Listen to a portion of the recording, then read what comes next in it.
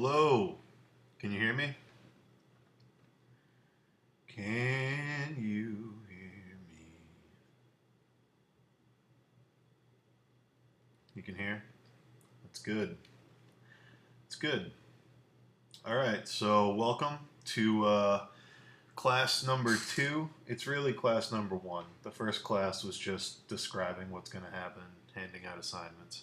This is the first real intensive class. So, what this is for anyone watching on YouTube or on demand, this is Crimson Daggers Mentoring. It's a new thing we're trying out. This is my class on character design for portfolio. And the first assignment, which we're halfway through, was to take the character of Arthur from the Arthur Cycle myth, King Arthur, everybody knows. And because it's been so overdone and done so well so many times, the twist to make it portfolio quality and to interest people was to put it in another culture. So I assigned some cultures, people auditing the class on the forums, chose a culture. Lots of really good results. I'll be talking about some of those later. The 3 students that I took on personally for this are on the screen right now. We've got Milan on the left with his Arabian take on it.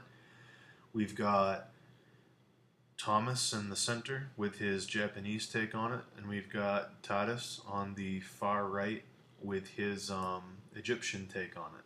So going to be talking a little bit about strengths and weaknesses of all these, what I do to improve them. I'm going to be doing some paint over and making suggestions, and I'll be putting all that stuff on the forums for you to run with. So, in case you don't remember, or anyone watching that might not know, these are 2-week deadlines per character. The first week I wanted you to explore, do research, do a lot of sketching, do a lot of designing, come up with a bunch of options, then make a composite of what you think the character should be, the best of the best from what you've learned, and hand it to me as a turn-in. I will say, overall, not everybody, but overall, even though you might not think this is the case, the first week should be the hardest. First week should be the most difficult. Coming up with the look of your character and not settling too early and really letting yourself explore multiple options and stuff like that should be the most difficult part of this, because after that it's just rendering and finishing it. You know what I mean? Coming up with that perfect, satisfying design should be the tough part. Overall, again, I'm going to be honest in this class because I want to treat it like I'm an art director. I don't want to ass pat anybody. I want to give you the best experience and feedback possible. I don't think anyone did enough exploration into their idea. Some people did more than others, and a few people did a good amount. But a lot of the stuff I saw were variations of the same idea instead of boldly different ideas. I am going to talk about Milan in particular. And again, I'm not playing favorites. I'm just showing you guys what I expected. Okay?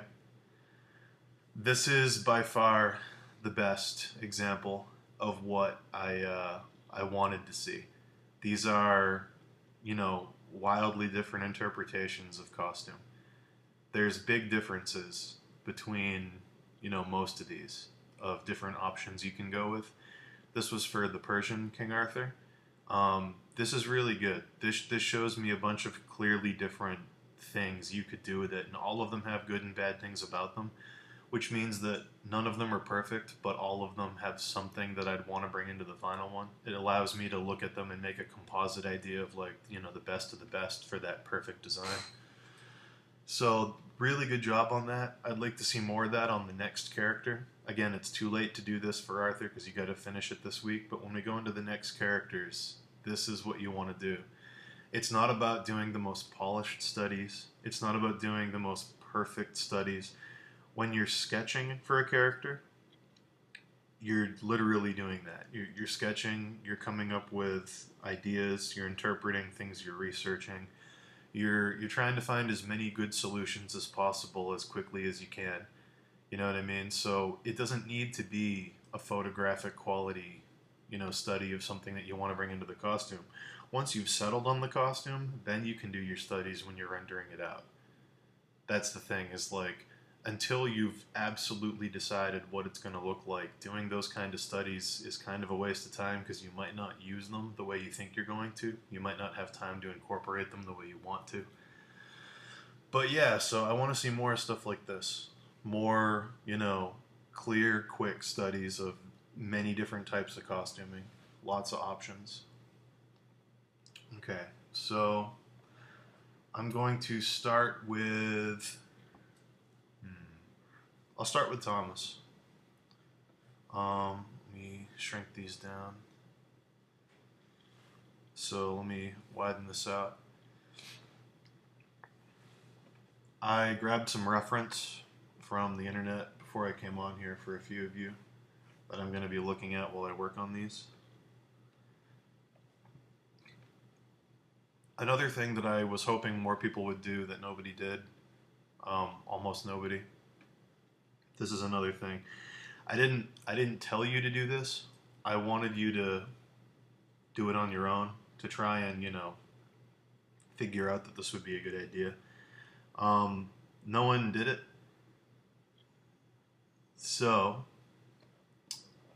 what I was hoping to see was people looking at the artwork of the culture in the time period that they were illustrating. So let me reiterate that.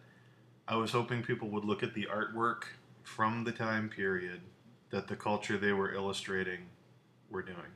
So for the ancient Egyptian one, I was hoping you'd draw more inspiration from the wall paintings and hieroglyph.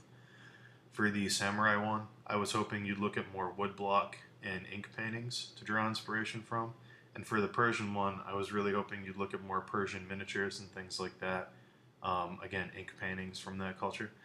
Again, Milan, I can tell you did look at some.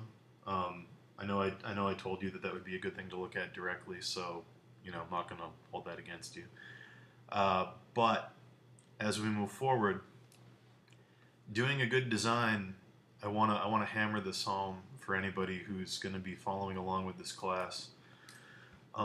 Good design isn't doing the most realistic thing. That's a product of the industry as it stands right now. That's something that the forums have kind of created without intentionally meaning to create it. The whole idea of studying has created this mentality with a lot of artists that, unless it's as real as possible, it's not as good as it can be. So, if I can't study a photograph of something that actually existed and use it on the character, then it's not going to be as good as someone else's, and that's absolutely not true.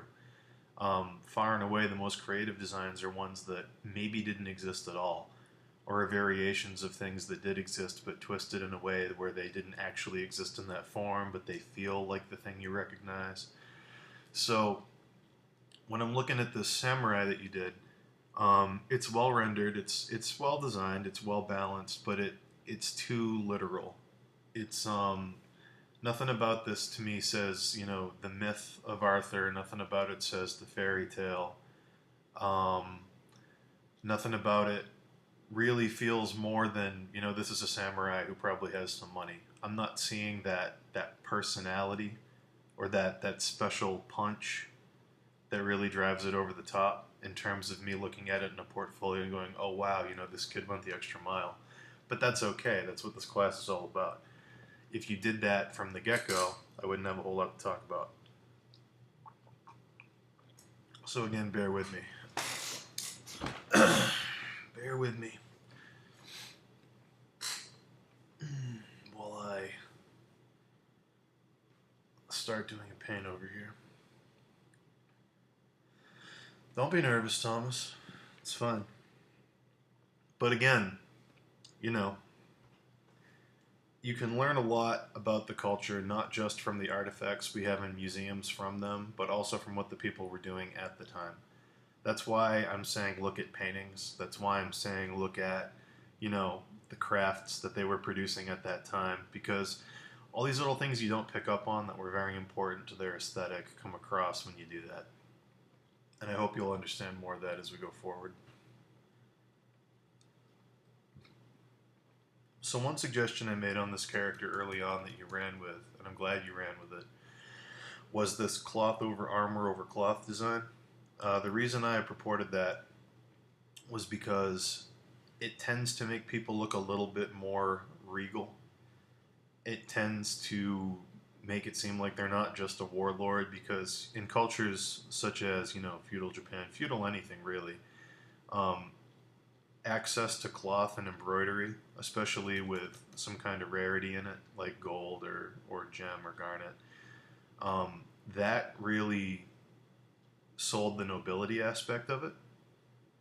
That was something that, made it seem very special. It makes them seem wealthier, it makes them seem higher up. And oftentimes the symbols used in that kind of cloth embroidery were sigils or heraldry or, tabards or something that would show that this person was of a noble house, that they came from a high standing. So, when you look at art, a guy in armor is just, he's just a knight or he's just a warrior. If they have some kind of big cloak or a cape or something like that, then obviously there's something a little more to them. Automatically in your mind, you're thinking, oh, they're wealthier. Maybe they're affiliated with the king or something. Maybe they have some kind of office that this, crest symbolizes. All that stuff comes across secondhand in your brain. Okay. Let's see. And again, I'm drinking lots of coffee right now.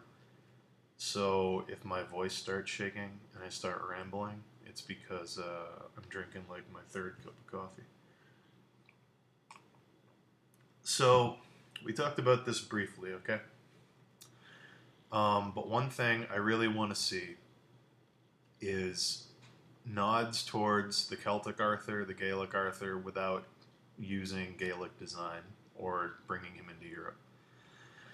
So what that means is you got to be looking for symbolism of what he stood for, what he was represented by, what he's remembered as, what symbols are used to define him. What is he other than the recognizable, very European knight version of King Arthur? And there's a few answers to that. Because you guys have turned in your designs for Arthur, we can talk about him. I'm not going to give you clues on the other characters because I want to see what you can come up with on your own. That's the whole point of this. But I will say for Arthur, there's a few motifs you guys could have used that I didn't see a lot of. One that I gave away because I wasn't seeing enough people doing the research. And again, research. One thing I gave away was that, his crest was the dragon because that was his dad's crest. That was the symbol of his bloodline in Europe. So obviously you can run with a dragon motif, that's obvious. There's other things associated with him, though, that you could have used. The sunrise is often associated with him, which will work very well with the ancient Egyptian design we're going to go into a bit later. The Holy Grail, or the cup overflowing metaphor, is very much associated with him. There's all kinds of stuff, There's all kinds of metaphoric ties between him and other things that you could have pulled on, but I didn't see a lot of people doing that. So again, this class is kind of, I don't know, it's boot camp for research. It's intelligent design, but also practical design. You want to know what you're doing and you want it to work, but you don't want it to be too ridiculous within its own limitations.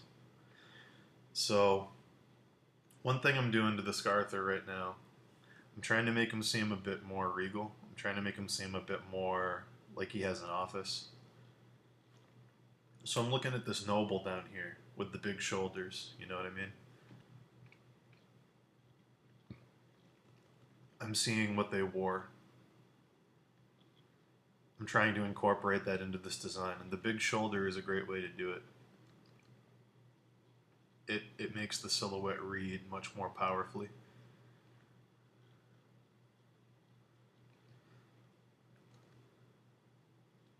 So again, let's see. I haven't done panovers in a long time, so bear with me if I'm kind of slow. One thing I did see you doing, Thomas, that was cool was you did the research into what the sword should look like based on a bunch of different things, and you came up with the historical fact that the katana was originally imported from China, and it was called something else, and it was considerably longer. and that worked well. And I think it is working well in your design.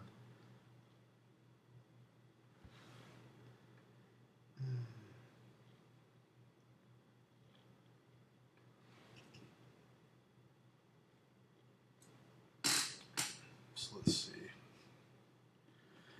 Now, some of the stuff I'm pulling into your design is from other designs you did, so I should talk about those real quick. I have these on my other monitor. These are some studies you did, and I like them a lot. There's some things in them I feel like you should have used in your Arthur, so I'm going to pull them over into your Arthur, okay?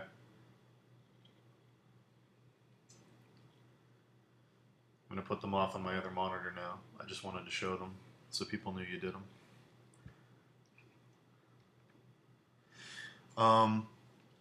So a couple things.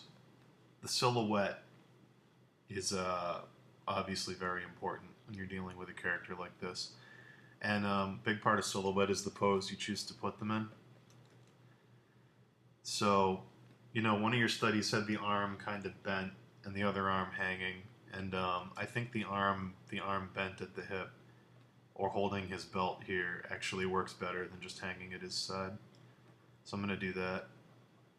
I think it feels a bit more proud, a bit more ready. So I'm going to do that. I'm going to pop that arm out. And again, this is rough for now. I'm not going to do, you know, crazy detailed paint overs. I'm going to make suggestions. And then if you want to run with them, you can. And if you don't run with them, I'll just stop talking to you. I'll just stop talking to you, and we just won't be friends, and, you know, it'll be bad. Another thing, I'm actually going to get rid of his second sword.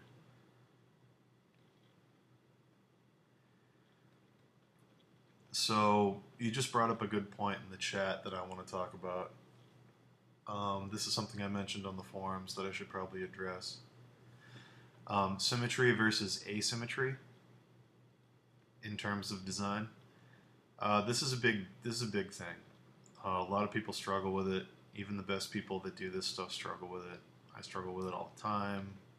Everybody struggles with it. It's the symmetry versus asymmetry issue when you're doing a character like this, because in your mind you're thinking, okay, well, if they're rich and they're ordered and they're military, then, you know, symmetry and balance probably is the way you want to go, because that would make sense, right?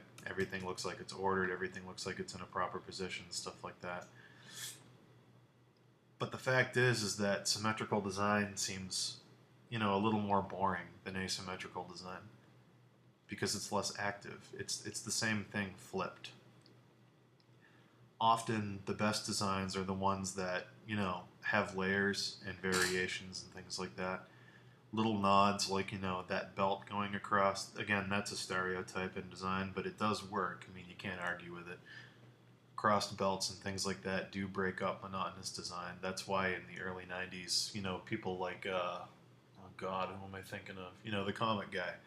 The guy who designed Cable and Bishop and all that. Like, he'd just add belts and things to break up designs when they weren't working, because he was just kind of winging it.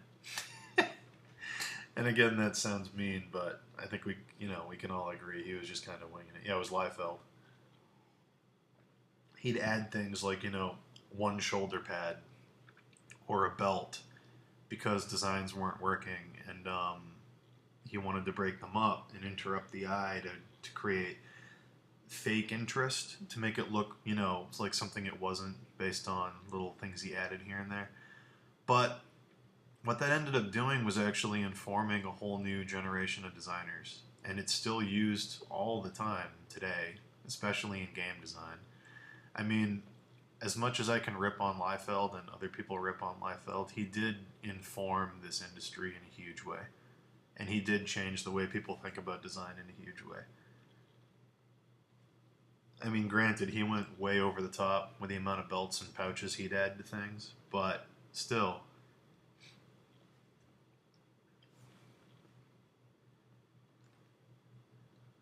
That stuff definitely had staying power, and it's still used today. And it had some truth to it.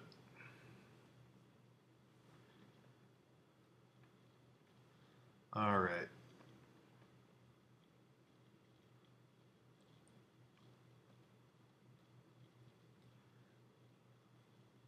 So again, I don't want to see things that are too literal. If I can do a Google image search on what I gave you and find what you used, pretty much one for one, that's a bad thing. If I look up, samurai and I find the exact set of armor you used, it's not good design.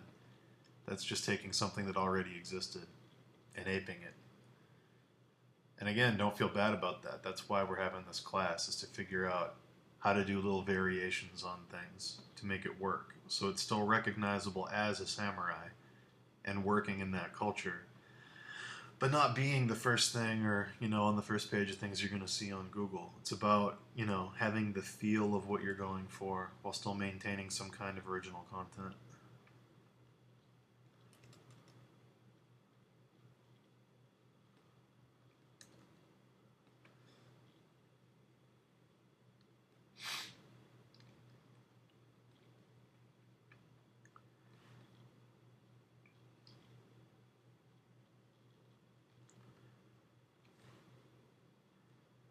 So again, if you have any questions or anything, you can put them in the chat. I'll do my best to answer the ones I feel like I can answer.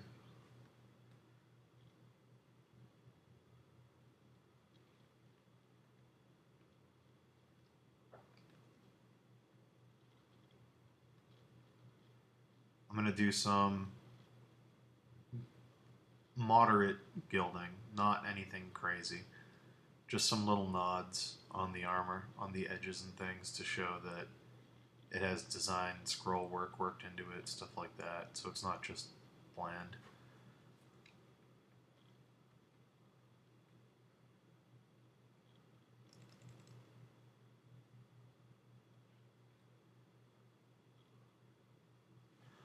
I'm not going to take questions that aren't related to the class because this is a class.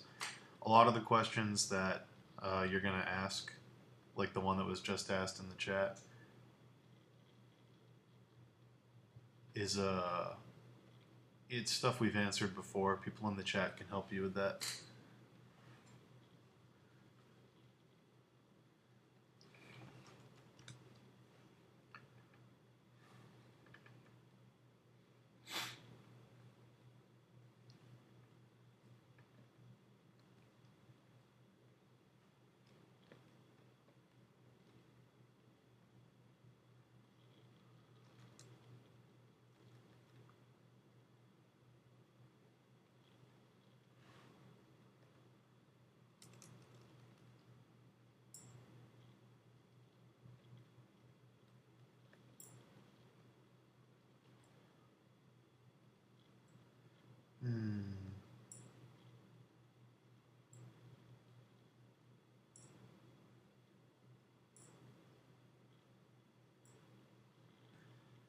Dave, you can talk. You can even call me if you want. You can call me up on Skype if you want to do the class with me. It's up to you.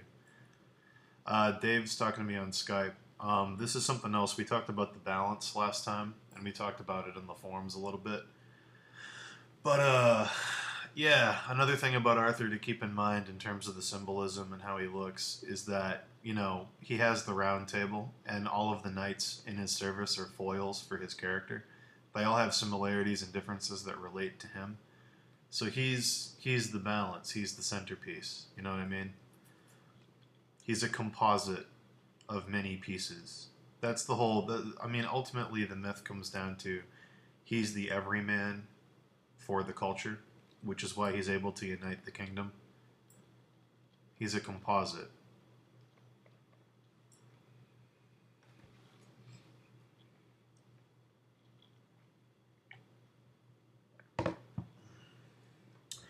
I hear people saying you need a strong silhouette when designing a character. What's your thought on this? Strong silhouette definitely helps. it's not all about silhouette because it's not all about anything. I could say it's all about the design, but it's not. Silhouette is a powerful tool, and there's a lot of powerful tools, and it's about finding the balance of the tools you're going to use that makes a good character design, I think. But again, these are just my opinions on it. Other people are undoubtedly going to tell you different things. Some people might say it's all about silhouette and that's it, and I'm not going to say they're wrong. I'm just going to say that everybody designs differently, and silhouette's just another tool in the chest. And if it's the one that you're going to use and the one that you find most effective, then that's great. It's definitely important, though. But I don't think there's any one thing that's most important. I don't know, I'd go as far as to say the most important thing in a character design is interest. I don't think anyone can deny that, really. I think the most important thing in any character design is that when people look at it, they're interested in it, and they're engaged by it, and they want to know more about it. Hey. Yeah. What's up? I was just watching your thing. I've got Dave Rapoza talking to me. Sorry that he sounds muffled on the audio. Skype, live stream, for some reason, got rid of my guest channel.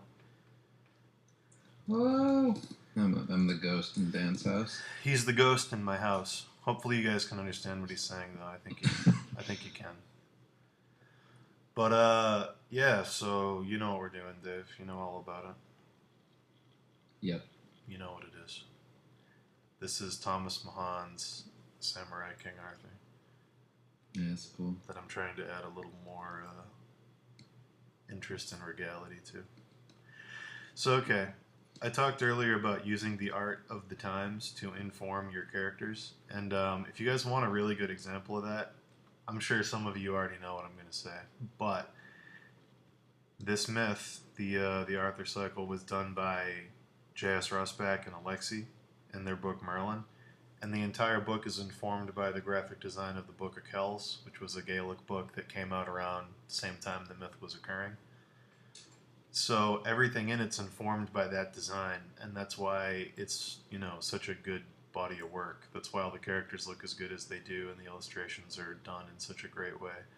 It's because they didn't just look up, monk robes, 1300s, and plate armor, 1300s, and just copy it. They actually informed the design by the art that people were doing at the time. And I enjoy it quite a bit. Dan loves that book. I love it. But remember, we took him out of Europe. I don't want to see any European Arthurs. I saw someone do a Russian Revolution Arthur on the forum. I thought that was kind of cool. I didn't expect to see something that modern. That was pretty sweet. That was a bold move.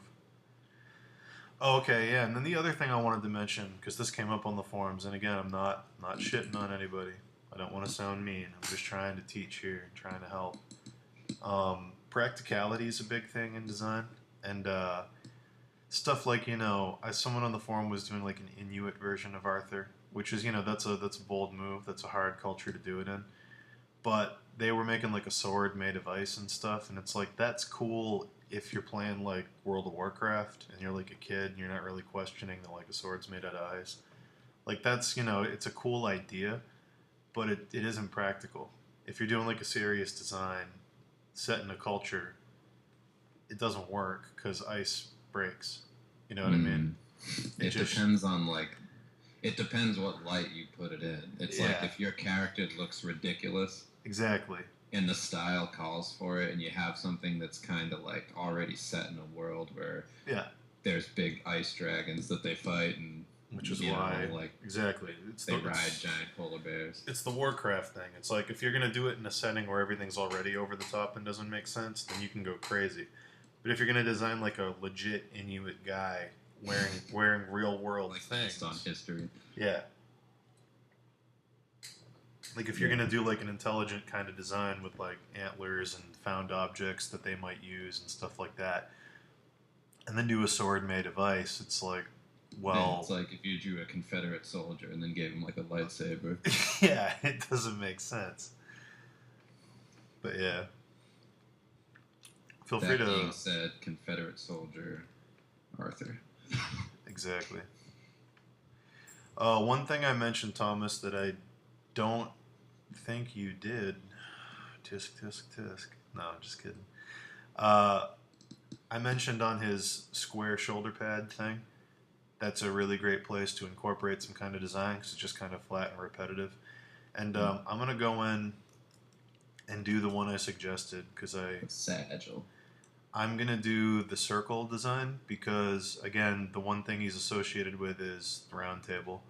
And in feudal Japan, what was happening at the time, this is just a product of research that you can do.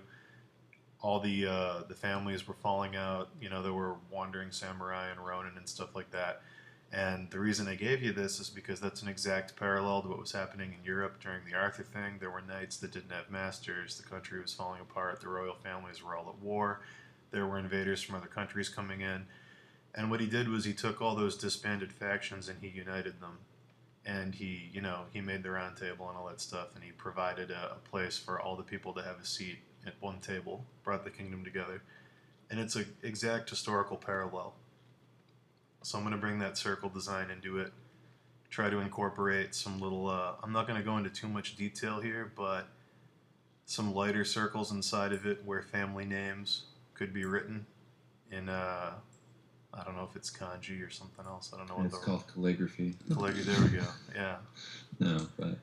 Kanji, I think that's what it is. I don't know. I'm going to sound like a racist if I keep talking. So I'm just going to stop. Yeah, one thing that I see in it is that, I mean, like you're saying, like you didn't want to go crazy with the circles, but you need to stick to a theme. Yeah. There has to be a theme throughout a character. A character's theme is like a character's composition, where if it's not, if it isn't carried out throughout the design, then it's not really unified. Exactly. And it really helps to have a symbol throughout that sort of creates a set out of everything he's wearing. It's like when you watch an old kid's cartoon and you see like a character and you look at him and in a split second you know everything about him. Yep. It's because he has the theme of something. It's like you need a theme, whatever it is, a symbol, a shape, or if his head is a giant hammer, you know that he's Hammerhead. Yeah, exactly. It's like something like that. It's like that. It helps to create something that's recognizable immediately that you can associate with that character instead of him just being Samurai Man number 3. Yeah. He's suddenly, he's the guy. He's different than all the other samurai out there. I might be wrong. Again, look it up. It doesn't really matter. It really doesn't matter, but I think he had 12 seats. I'm not sure. But anyway, so I did a circle, and in the middle I did a smaller circle, and you can't really see it on the stream, but inside that center circle, I was going to use the dragon face that you had on your study right here. This cool thing. I was going to work that into the circle in the middle, because that's his banner. And, yeah. And then have the seats around it inside the circle. So it's like they're all unified by him, which was the whole idea.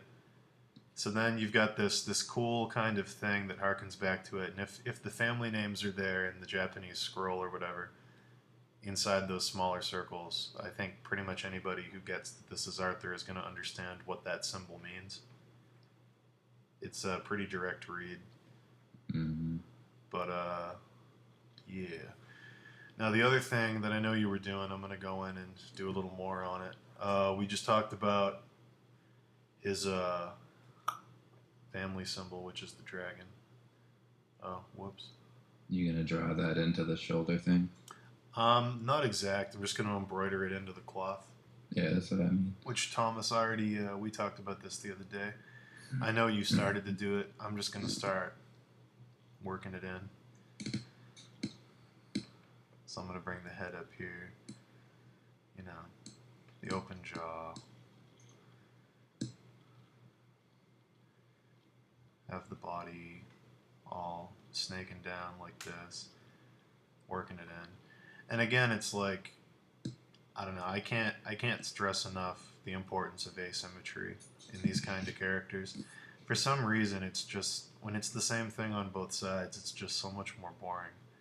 I mean, unless they have to be, like if it's like a soldier, like a modern day soldier or something like that, then it kind of has to be symmetrical. But I mean, you just need to break up the monotony of it. You need to generate some interest and some layering. Or if it's a video game, you can start them out asymmetrical and then break them up as you upgrade. Yeah, exactly. The That's how Diablo. they make you want more. Yeah, it's the Diablo mentality. It's you've got the symmetrical character in the beginning, and then as you go forward, you get more and more shit to complicate the character, which makes them look cooler for some reason. We just, for some reason that just translates as more interesting. Newness is goodness. Yep. That's the way it is. But I guarantee, if you looked at Japanese paintings of samurai, those are way more interesting than any photograph of armor you're going to find. Stuff like this, where it's like a dude screaming, bent over with a typhoon behind him, with like 9 arrows sticking out of his back, with like a huge spear, and he's got like 18 layers of cloth, and he's fucking pissed off. Like, this is so much more informative about design and the culture than any photograph of armor you're going to find. You can pull so much more design out of this than any museum shot you could get.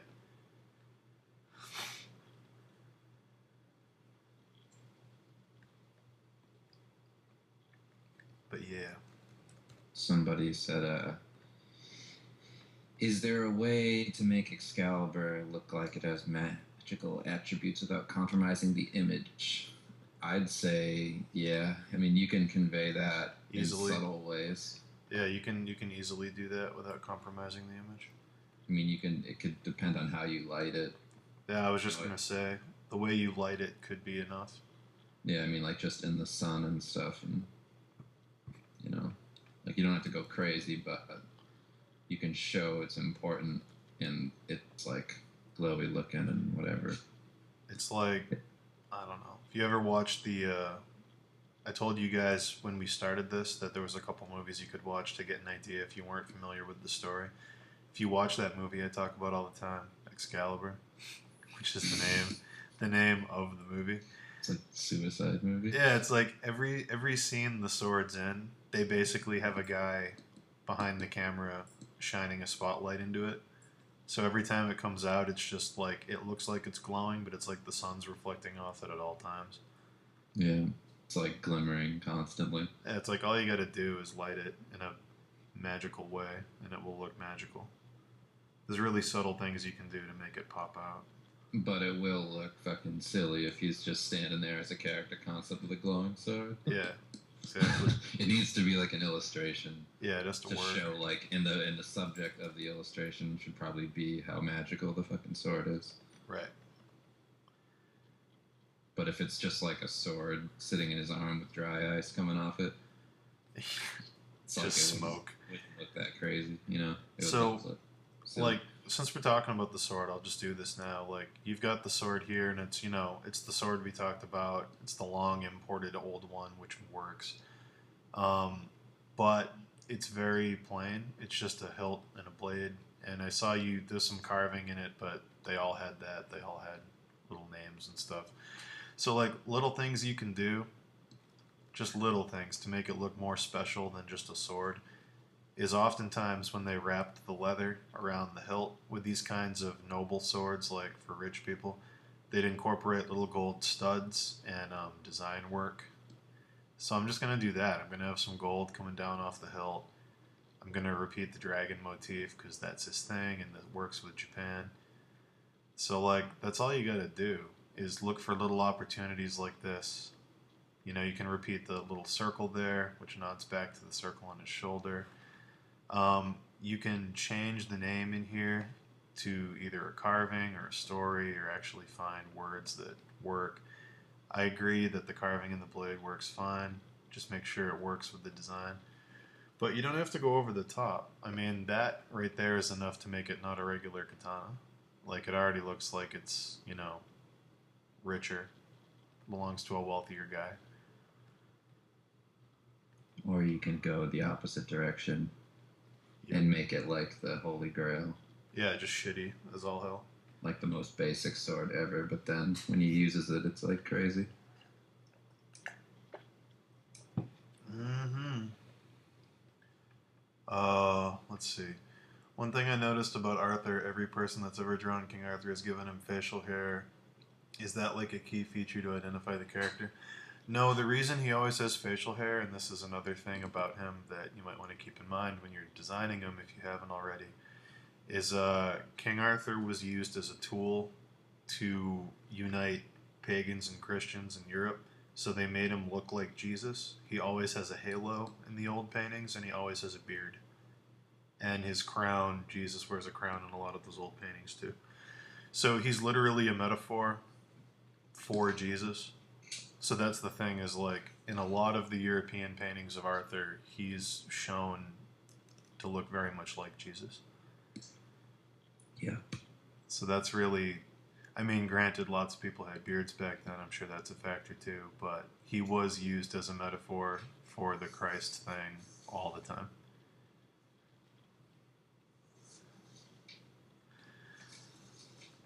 All the time. But yeah, so I'm not done yet, but I'll turn the layers on and off and just, you see what I mean? How it's a little more impressive. It's a little more unique with those little changes to the costume. It doesn't look like he's just a guy standing there who happens to be a samurai. Yeah, and like the reason why that even looks better is that like you got to think about what a strong leader, man, whatever looks like. It's like he's broad-shouldered, he keeps his back straight, he never slouches. It's like you can't do like that drop arm. Yeah. And you can't have his shoulders like tapered down off the sides. Like it needs to look like proud. Yep. Strong.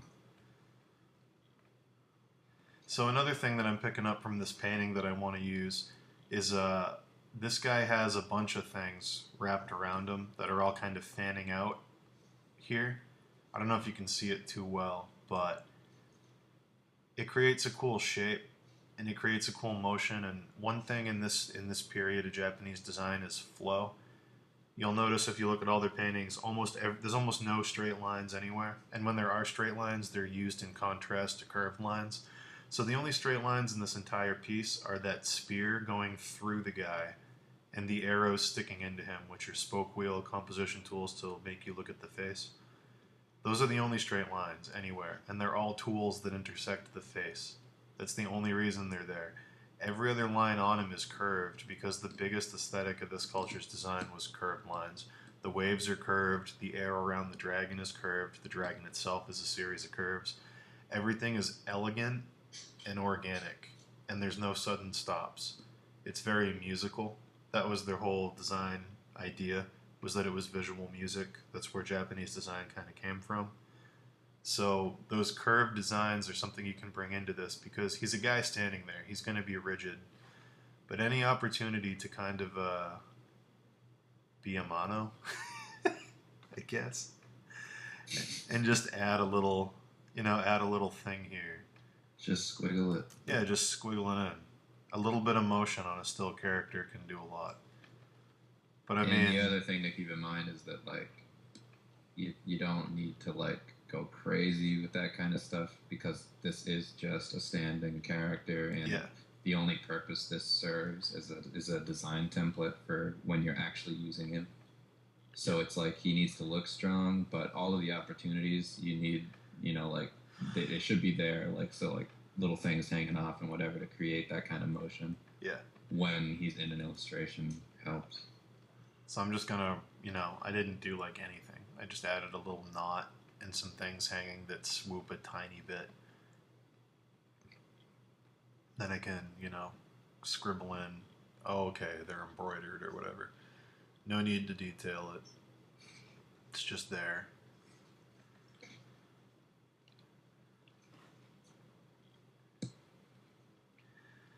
But yeah, it's like, these are the things that take a design that just is whatever it is and turns it into something that's interesting. It's like you can draw the most accurate samurais in the whole world and no one's going to care because they can just go on Google and look at accurate samurais. The way you turn it into an interesting character design that someone's interested in, that they're going to want to see in their game or something like that, is how you deviate from that mold and make it a better version than the real thing. Because that's the whole point of doing this kind of art and designing these kind of characters is like anyone can go look at just plate armor and be like, it's plate armor, Knights wore that. It's not interesting till you do something like Dark Souls, where they take that idea of, okay, this is what plate armor is. We're going to make it look like a gold wolf that happens to be made of the same idea. We're going to make a huge fat guy that's wearing plate armor because we've never seen a fat guy wearing armor that contours to that body type. Like, it's when you take the idea that works and is established and you tweak it and deviate in little ways, that's what makes it interesting. Yeah, it's like taking a puzzle piece and putting it in a different puzzle. It's like you have everything you need right there. There's the information, but you're putting it into a world that no longer resembles what you're taking it from. Yeah. So it needs to fit into the next world. It needs to fit into whatever you're creating. So alter it, change it, make it fit your culture now. Because the thing is that people are still going to recognize it. I mean, no samurai ever wore what I've drawn on this page right now, but you can still tell it's a samurai, and you still know what culture it came from, and you still recognize that he's a lord, it's feudal, it's Japanese, but this costume never existed. Pieces of it existed on different things, but it's the combination and the deviation working together that makes it look unique.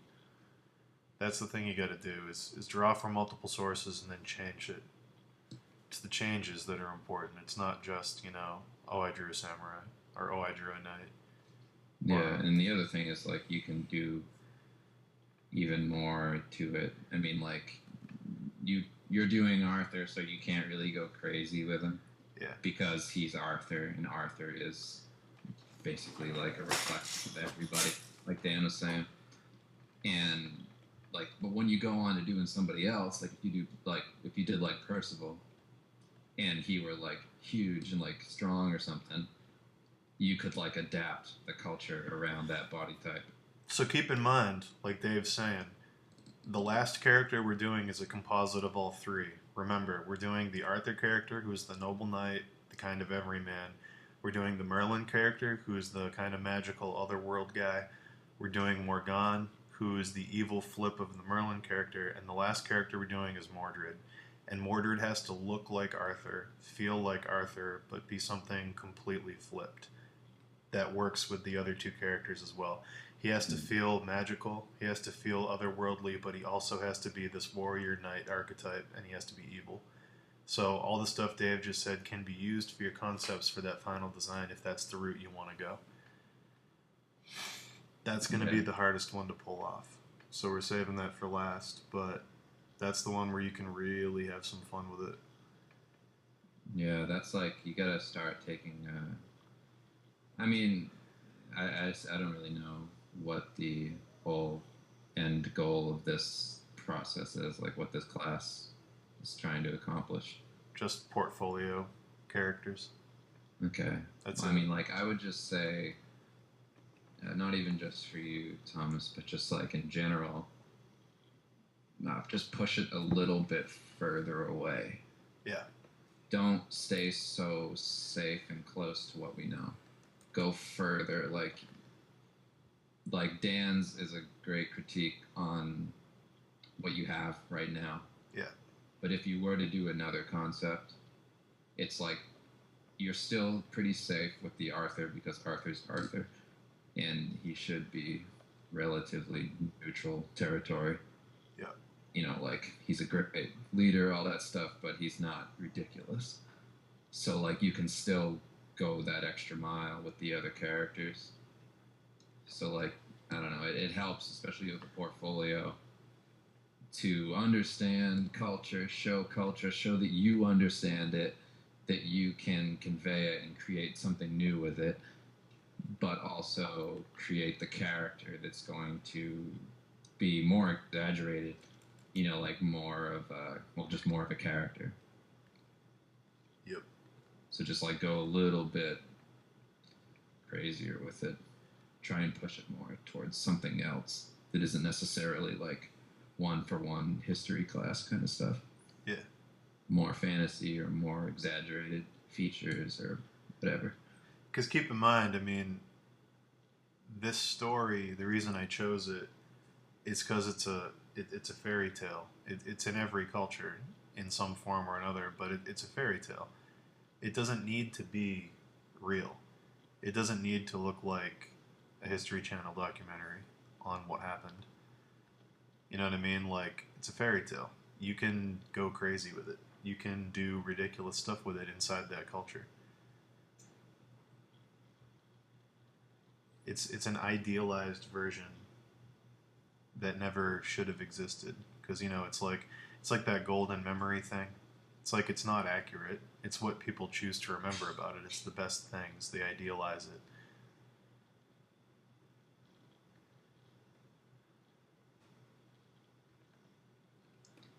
Yep. Are they only doing one of each? Or is this like gonna culminate in anything else? Well, they all have to stick with the culture they chose for all 4 characters. No, I just meant like, is it just the 4 characters in the standalone, whatever? Yeah. Okay. For this class, this is just my first try at seeing how this mentoring thing's gonna work, and then I'll do more complex stuff later if this goes well. Because I was gonna say, it's good to know what you're doing. It's good to know the direction you're heading.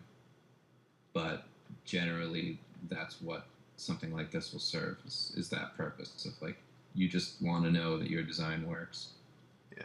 You want to like show it and have it be, something you're pleased with, and work out the kinks and stuff in this process. And then when you get to the illustration or whatever you want to take this to, then your design can really like, come to life. And yep.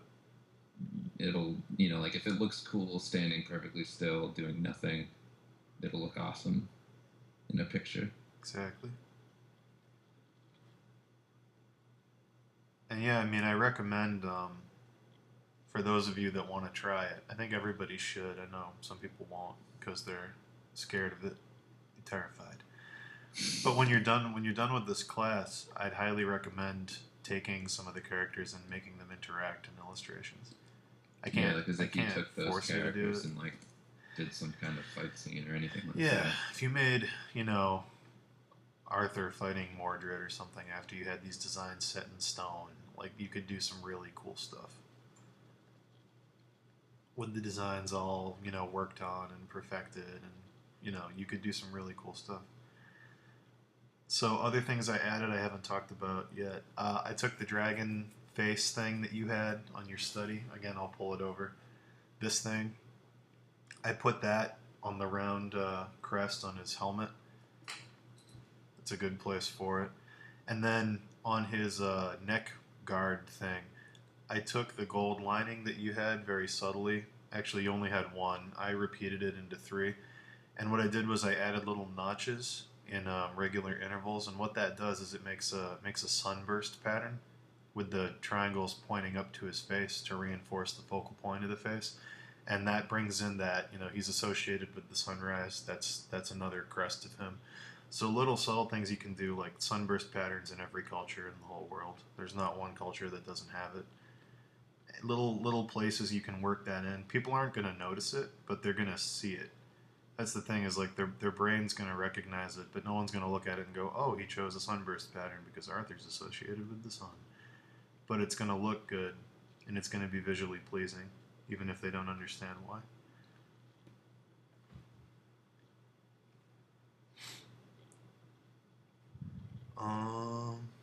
What else can I do? I'm looking at this.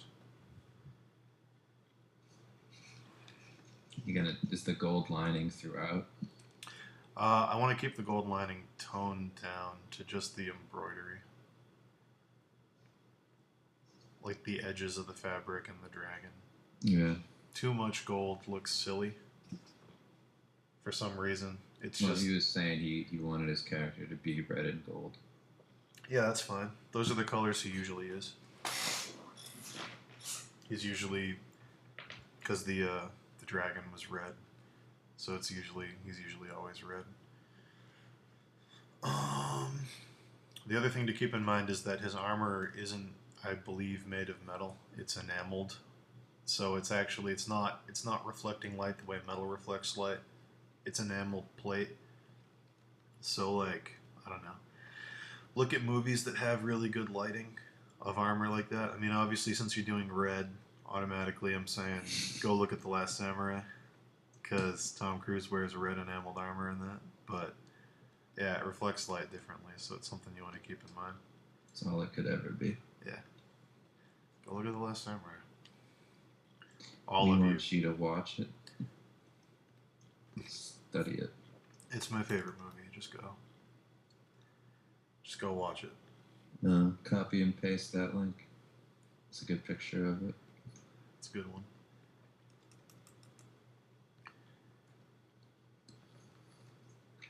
All right, so I'm almost done with this. Just a couple little things I'm gonna do, and then I'm gonna stop. But yeah, I mean, hopefully you.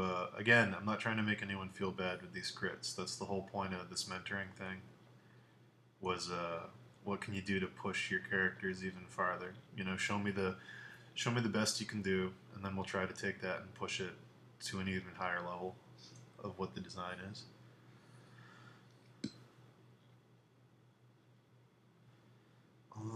Let's see.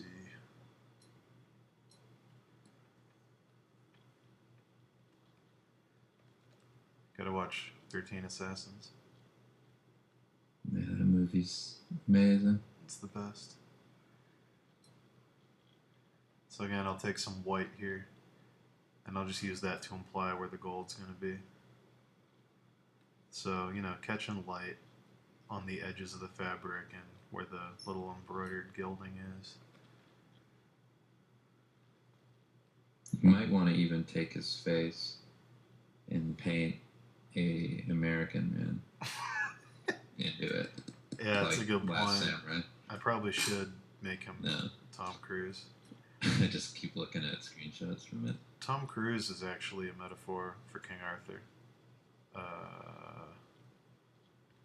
No. He kind of even... He could be King Arthur. I could see Tom Cruise being King Arthur.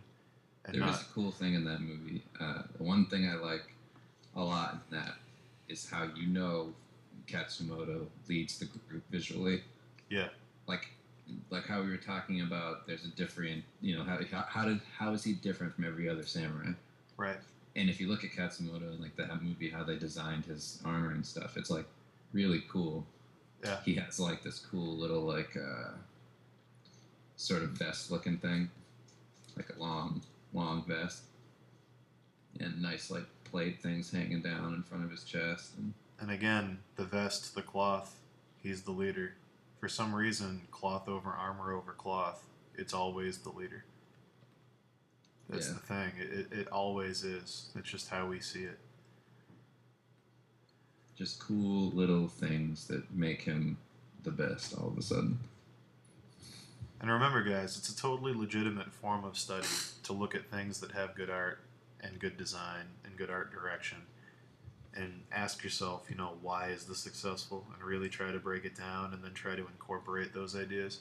Like, there's nothing wrong with that. You might think it's stealing or aping or whatever, but it's not. I mean, it's like, if the art direction in a certain movie is particularly effective and you really want to do stuff like that, just try and figure out why it's effective and then take those principles and use them in your own work. Everybody does that. Steal everything you like. Yeah, it's like... Stop being a wimp. Steal everything you like. It's like when we talked to Brad Rigney, if anyone remembers that conversation, and he was like, yeah, I just started ripping on Ridley Scott lighting.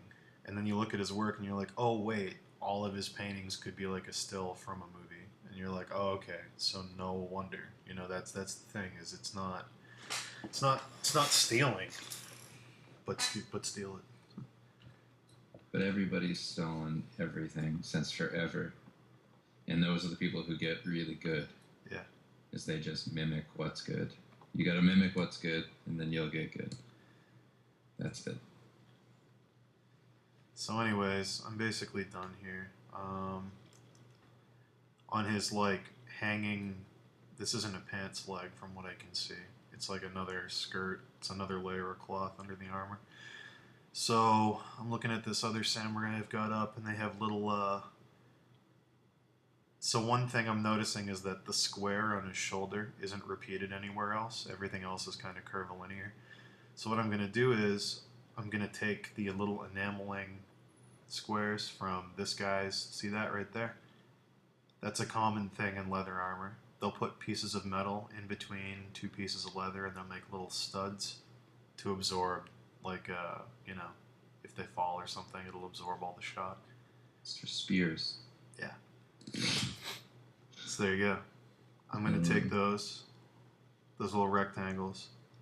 I'm going to work them into the leather of this thing, and it's going to be enough to balance that square. So now that form is repeated. See what that does? Just little things like that. Having that square come back somewhere balances the character. It makes that shoulder pad not feel so random. Little things like that are like all you got to watch out for. You got to look at your design and go, what doesn't fit? Why doesn't it fit? And then either get rid of it or balance it. Yeah, like to say things like I'm overdoing it with X is to just not really be informed as to what the design is. Yeah. It's because, do you know why? Or what is the reason for you thinking that? Is it just because it seems like that? Or is it an informed decision to actually, add something or get rid of something? You should understand why those things are there. Yeah. Why things look good in the places they do. Like just look at characters. I like Street Fighter. Like look at each character from Street Fighter. Like the ones that stand out. Like they have very clear themes. It's a good example. Like very clear ideas. And they're each like specifically one thing that is, pretty solid as far as like continuity throughout.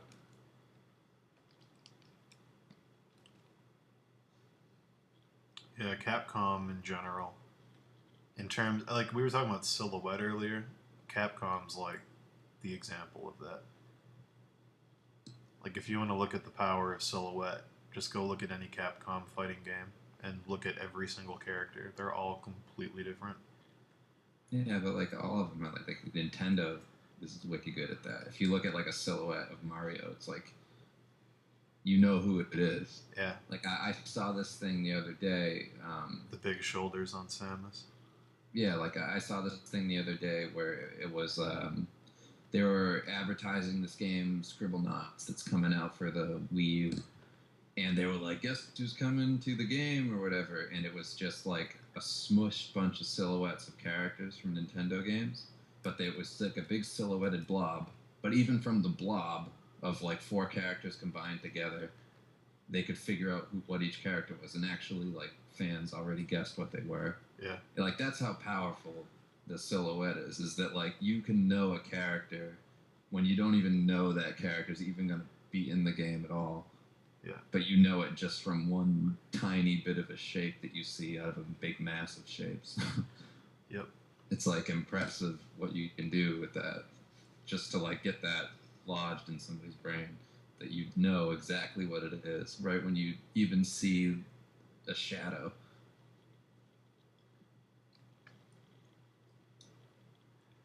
So the last thing I'm doing, just the feet and working on the top of the crown. And then I think I'm done with this one. You had a good basis. I'm just trying to find ways to really push it. And again, like with any crit, I'm not telling you to do exactly what I did. I'm telling you to look at what I did, try and understand why I did it, and then incorporate some of it and supplement it with your own changes that seem to work. That's always the goal. You don't have to just copy everything I did and turn it in and be like, I did it. That's not the point. The point is to understand it and either reinterpret it or switch it up in a similar way. I always do the 50-50 with crits. I always try to look for the best 50% of the changes, unless it's a fundamental thing. Like if I critted your anatomy and your anatomy was totally off, you have to do that.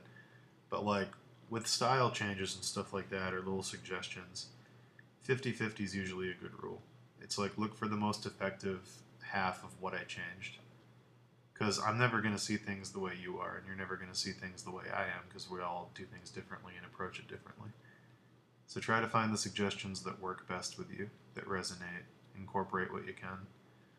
Yeah, I also agree with Dacom in the chat. It's like something like that on the character, like incorporate the leather onto the cloth side a little bit, because you know if when you're moving with this character and you're finishing him, it's like he needs something, or else he is just straight down the middle. Yeah. So like you've got the cloth crossing over in the middle, and then you kind of hint at it coming up over here. In that same way, bring the leather over to the other side. Balance that out.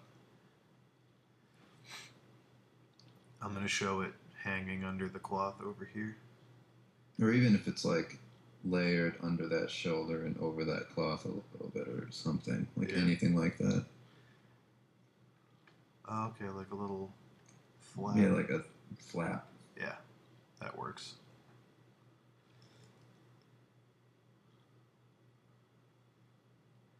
And it could be a repeat of like the leg squares or something. Yeah, little enameled protectors. So again, it's just balance. That's like, I don't know, the most common thing is balance and imbalance, symmetry and asymmetry.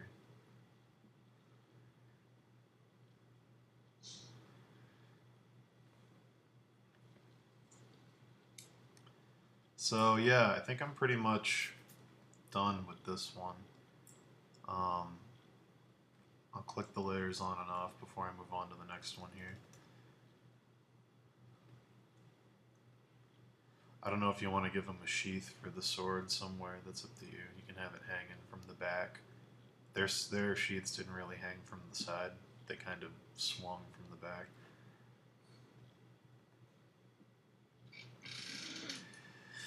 But yeah, good job. You did some good studies. You did some good research. I just want you to push away from the mundane, and I mean that in the nicest possible way. All I'm trying to say is if you look at the work you did, and it just looks like an example of what the thing is, and not like an original take on it, you got to push it farther. If you look at it and it's just, oh, it's a samurai, it's like you haven't done enough. You got to add that. So yeah, exactly. The word is generic. You gotta learn the notes, but then you gotta play jazz. Oh, shut up! Get out. The fuck. I gotta go to bed early tonight. Yeah, you really do. Oh, and then one last thing. The belt thing he had wasn't really hugging his waist, so I'm gonna bring it up so it hugs the waist more, and I'm gonna have it curved up a little to push that diagonal and the twist of the body, because if it was just flat, it wouldn't work as well. So I'm going to bring that up. I'm going to add a buckle to it in here, and yeah. Funny thing about the Japanese, they didn't use buckles. They use studs.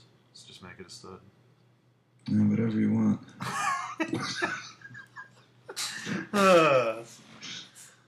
Make it a stud, brah.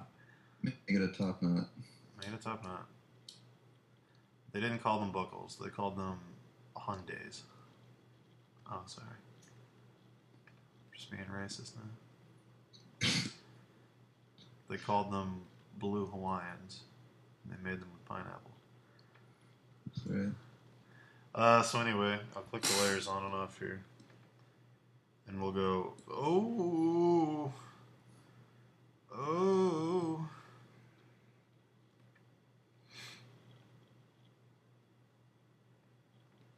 So yeah, here you go. Oh! Now we'll see you could fight a dragon. Now he looks like a fairy tale man.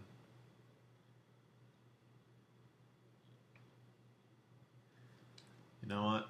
I'm actually going to get rid of those. Yeah, I'm getting rid of those. I don't like the third spike in the helmet. There you go. Like antlers. Yeah, now they look more like antlers. So yeah, that's my crit for your design. I hope it makes sense to you. I hope it...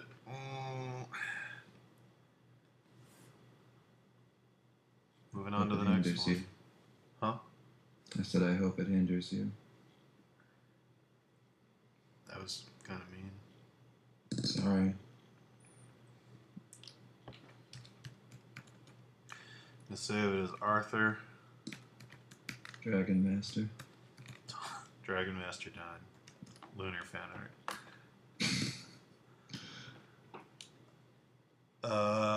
That's my next class. We're gonna redo all the characters from Lunar, the Silver Star story. Mm-hmm. We're gonna start with Galleon, Yep. the greatest character. Don't. It's a All good right. game. Now we're moving over to Egypt and Tadas. Oh, so Egypt's easily the hardest one of the ones I handed out. It's like almost not even fair, so I'm sorry. Because they didn't wear like anything. You can still make it work though. Just look at Mummies Alive. Yeah. They made characters out of tons of stuff. It's true.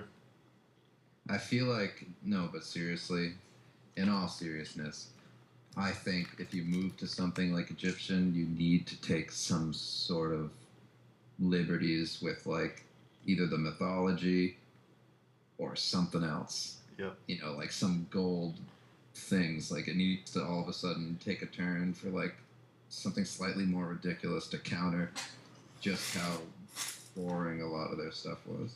Yeah, exactly.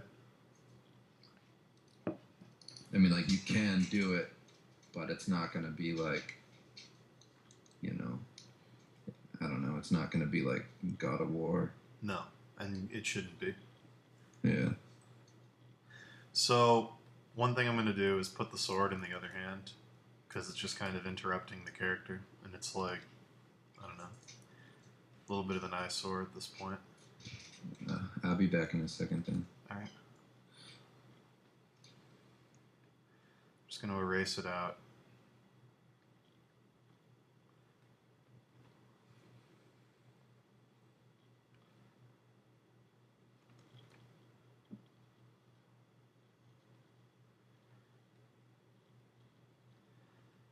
And I'm going to make it a little thinner and a little more elegant. Now I know you were playing off this ancient Egyptian sword, which is good. I'm glad you actually did the research and looked at these curved swords.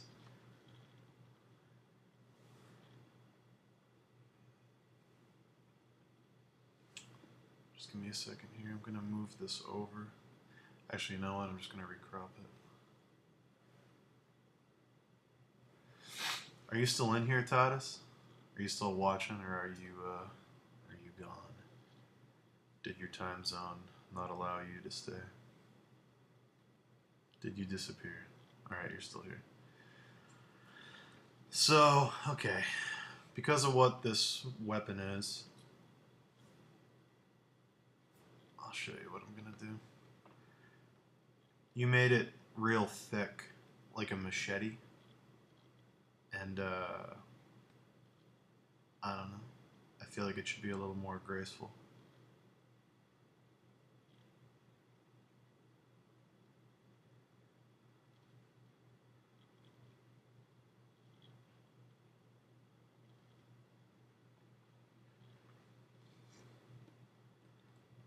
I kind of liked what you had in your design, where it was going behind him. I might switch it back to that. Having it in any other position kind of seems forced. Actually, I might have to bring it back to that. Yeah, I'm gonna.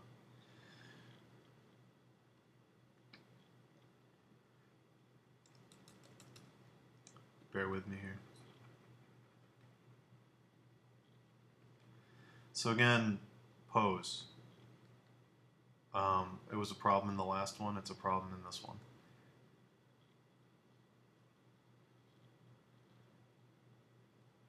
It's just a boring pose.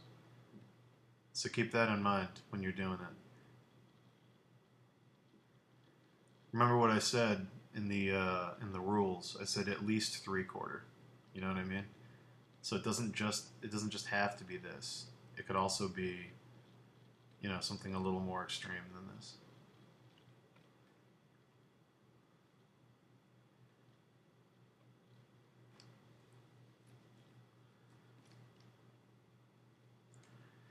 All right, so let's see. I liked your. I think your sketches are actually stronger than your finish, and that happens a lot to a lot of people.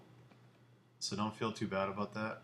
But big things about your sketches I like more. I'm going to zoom in here and work exclusively on the upper body. The anatomy seems to be a little better in your sketches, and there's no slouching.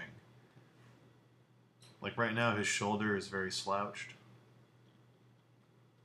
Bring that up. Make him proud and broad-shouldered. You know.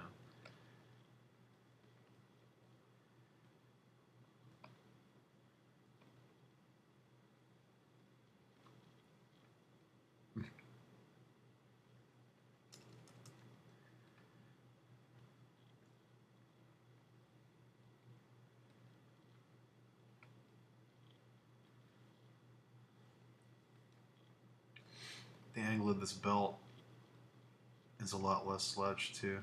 Yeah, everything's kind of hanging down to the right in your tight sketch. I'm wondering why. Everything seems a lot more balanced in your rough.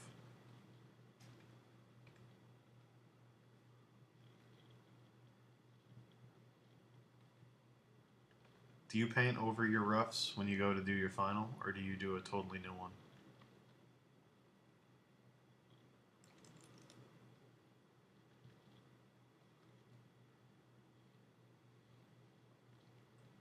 You did a totally new one? Yeah, don't do that anymore. Save yourself some time. If the rough is looking good, just detail the rough.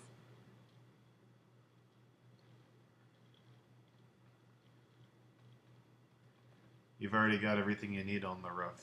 You just had to go in and detail it. By doing a new one, you're losing that. See, when you sketch like you did in the rough, you tend to not care as much, which is a good thing.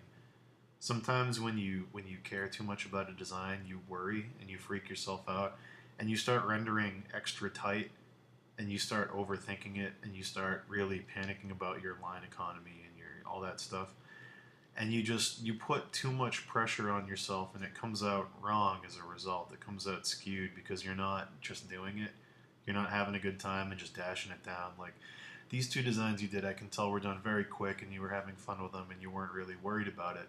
Whereas this one feels very tight and anal retentive and meticulous. I can tell you were really like, oh, I need to like get that line just right. I need to get this right. I need to chisel that. And then the weird thing is that the sketch looks better. The sketch looks a lot freer. It doesn't look like you were stressed. So yeah, from now on, just and have fun with it. Don't worry about it. If the sketch looks good, just detail the sketch.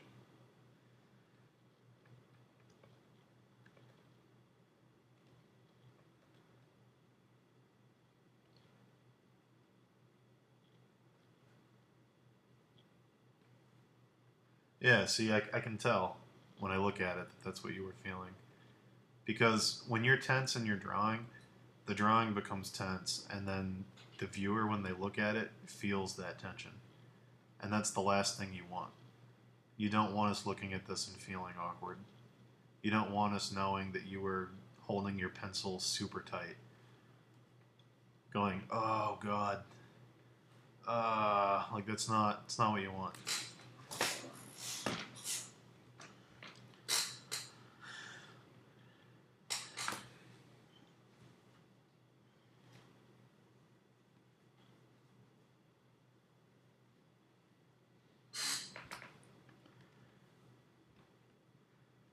Hmm.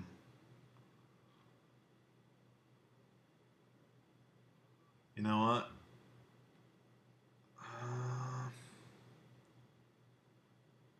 I guess I'll keep critting this one. I was gonna just crit your sketch. Your sketch is a lot better. That's all I'm trying to say. There's some weird problems with this one, where like the arm's not popped out anymore, so it looks really kind of lazy and slouched.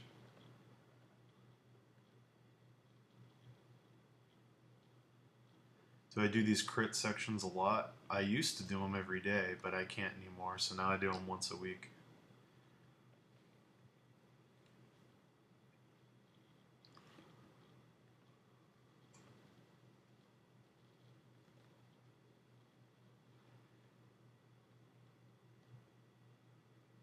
Alright, so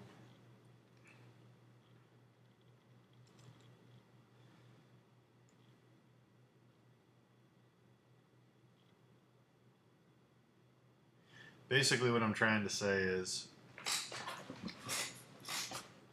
use your sketch. When you finish this, paint over your sketch.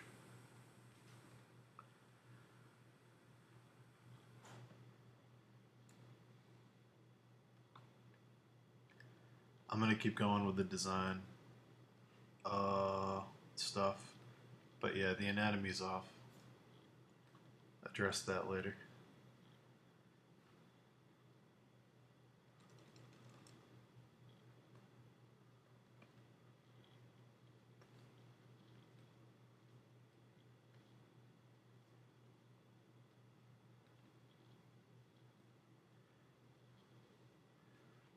Alright, so I'm looking at your dude here. I'm looking at the Egyptian dude. All right, I'm gonna challenge you to do something a little tough, and hopefully it'll work. I'm going to ask you to not give him a shirt.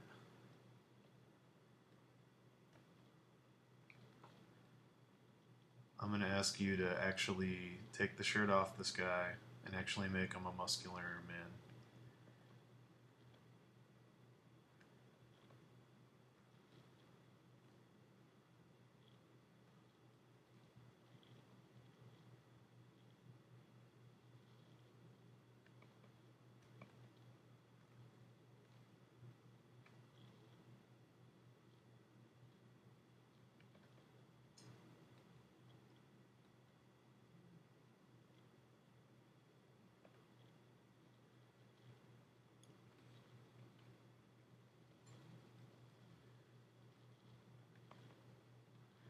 So again, why am I doing this? I'm doing this because I'm looking at wall carvings and I'm looking at paintings from ancient Egypt, and I'm noticing that pharaohs very rarely have something on. I'm seeing a very strong tradition of light armor. Okay?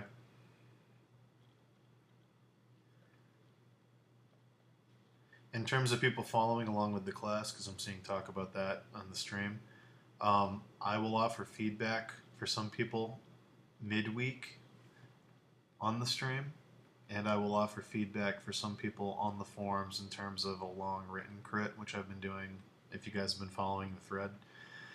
So even if I don't talk about your work tonight, I'll talk about it on another stream later in the week, and I will give as much feedback as I can on the forums, which I've been doing with people.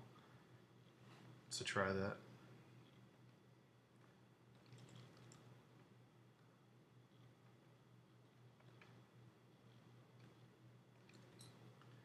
So this diagonal sash is really effective. I just want you to paint him as a guy, basically, without some ridiculous shirt. Then you can give him. Then you can really focus on the anatomy, which I think is causing you a big problem. One big reason I want you to do him shirtless is so you can actually show me the muscles. And another thing is because they have these really cool armbands and very much light armor aesthetic. Very much kind of armor playing a secondary role as just jewelry. That's very common in ancient Egyptian design. And I want to see if you can sell me that.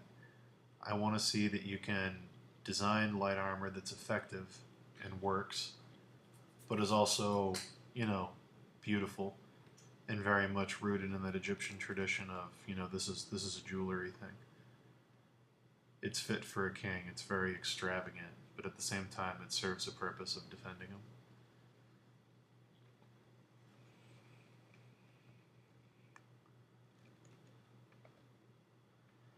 Now you're gonna have to bear with me. There's a lot of skews in this drawing. I'm not gonna have time to fix all the anatomy.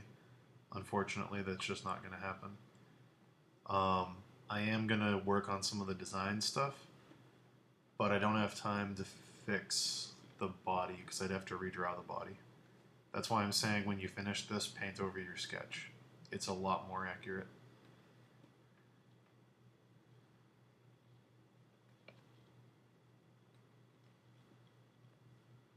Sorry, I'm not trying to be mean. I want you to understand.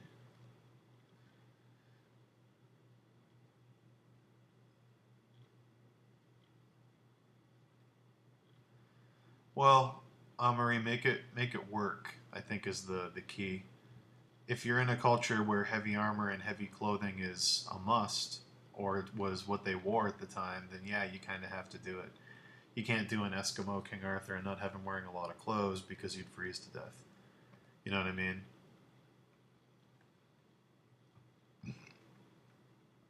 If they had heavy clothing and stuff like that, then yeah, you have to do it.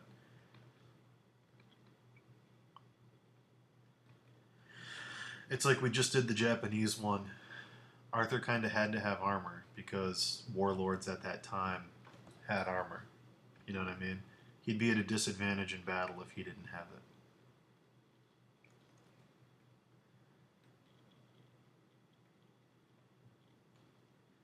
Well, keep in mind, gods are something else.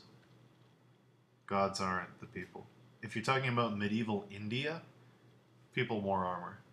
I can show you the armor they wore. They definitely wore armor.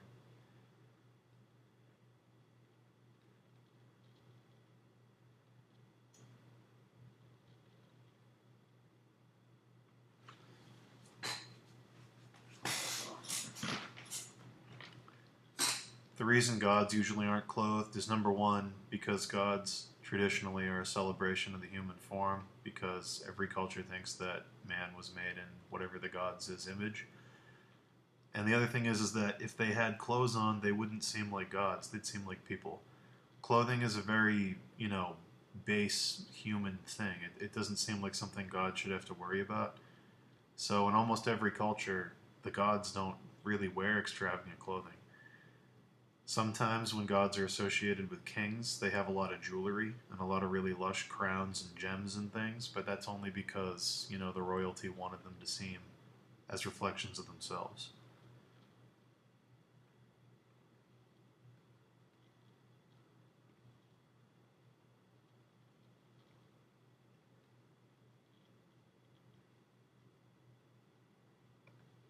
But yeah, I can guarantee, Marie, that there's definitely, especially with India, I love Indian design. I love Indian history.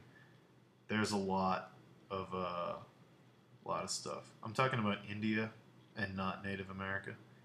I don't know if you're talking about Native America, but I'm talking about India as in the country India, the subcontinent.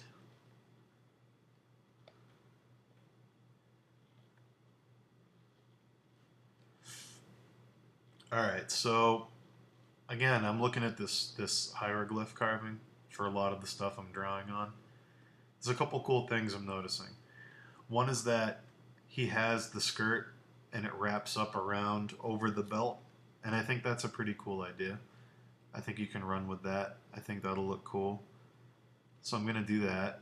It's wrapping up on the side here. You can see that I pulled it up diagonally. And then he has these things falling, and one of them is this, it's a very, very traditional thing. It's a flail design. Um, One thing the pharaohs usually had were rooks and flails. It was a symbol of their office. The flail was, to punish people. Obviously, it was power. It was like a weapon, and the rook was, the symbol of the shepherd. So they would often incorporate rook and flail designs. And the other thing about the Egyptian flail is that it follows a rudimentary sunburst idea, which again, they were huge sun worshippers. So it has these radiating lines that get wider as they move out. And that's a sunburst thing, but at the same time on a flail, especially the ones that they used, those were barbed and they were separate. So it was like a nunchuck with multiple ends basically. You could use it to whip people. So on that idea of the rook and the flail, I'm looking at this part hanging from the belt and I'm thinking, okay, there's a cool opportunity to do some hanging gold.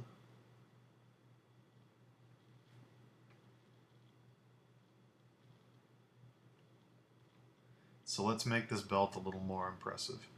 If he has limited armor, and it's only in certain places, then the places it is in have to compensate for everywhere that it's not. They have to be that much more impressive.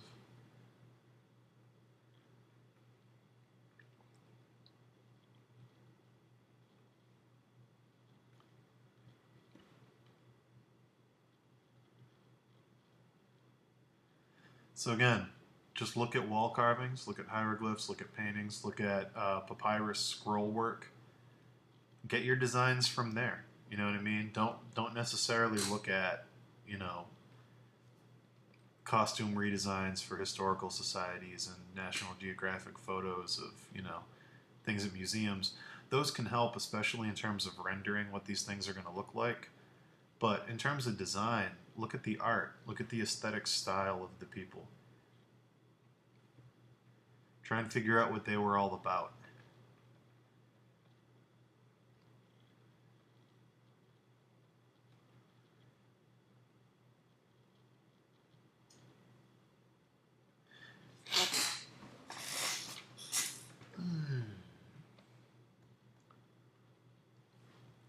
I mean, there's lots of cool things. Lots of cool things you can find on papyrus scrolls.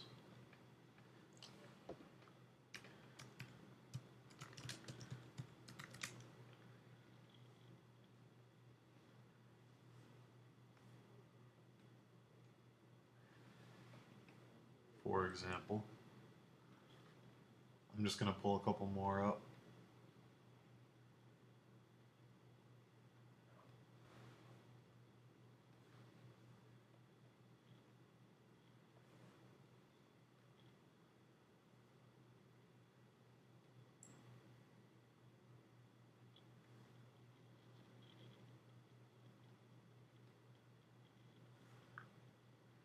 That's what I was looking for. Right there. I was wondering where that was. Hold on, I'm going to see if I can find a better image of it. I wanted something in particular to show you.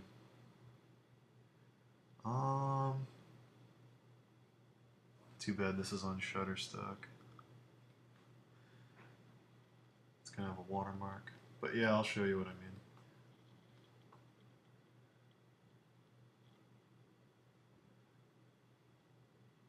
Alright, so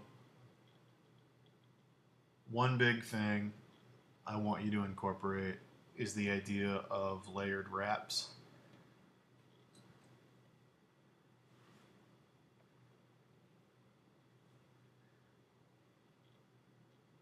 Look at this guy. That's a cool design for a pharaoh right there. That's a cool design.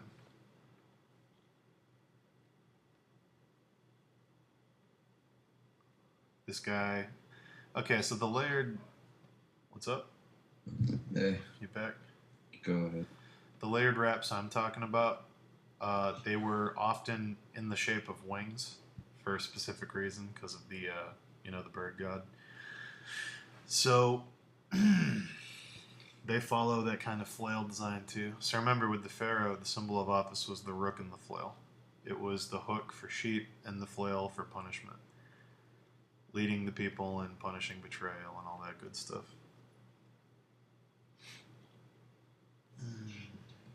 What up, Dave? Nothing. It started raining here. So. Oh, is the storm on us? It's not really, but Not really. it's coming. Me and Dave are gonna die, guys. We know we just might not be on the internet for a while. Hurricane Frankenstein is, Hurricane, what is it, Sandy? Sandy. Hurricane Sandy's on its way. It's gonna fuck shit up. Alright. In all, not joking. Yeah. Stargate. Yeah, I know. I don't know if you already talked about Stargate. No, I was refraining. I was gonna talk about Stargate when I fixed his crown. I was gonna talk about the little kid's crown. Because their stuff, while being different, still looks Egyptian. It looks fucking awesome. Yeah. Stargate's like one of the best art directed movies I've ever seen my entire life. Especially Kurt Russell. Sunglasses.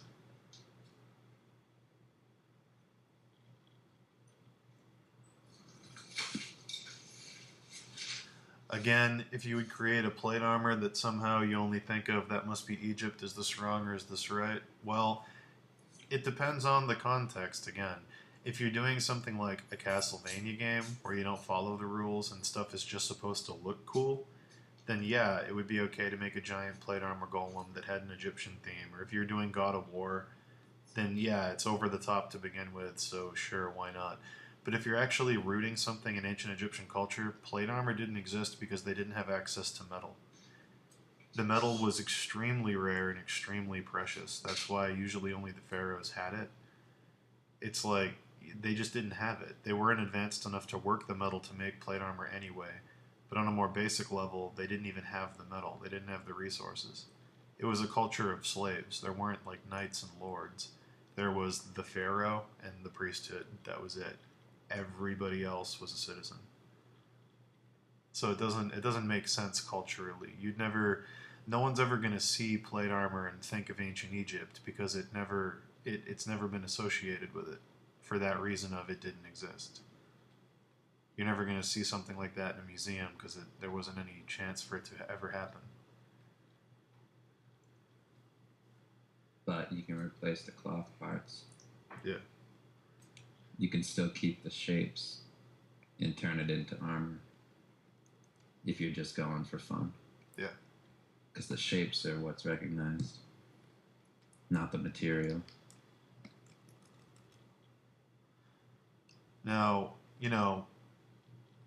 I think what you would want to do, because the thing is that there's a way to, if you want to do something and it doesn't seem like you can in design, there's always a way to dance around it. Always, no matter what. If you wanted to do something like that in ancient Egypt, the obvious solution to the problem would be to make stone armor and to have it be a living version of one of those giant Egyptian statues of one of their gods. That would look almost exactly the same because they painted their stone statues with metal relief. They did like gold leaf and stuff on top of stone so it looked like metal.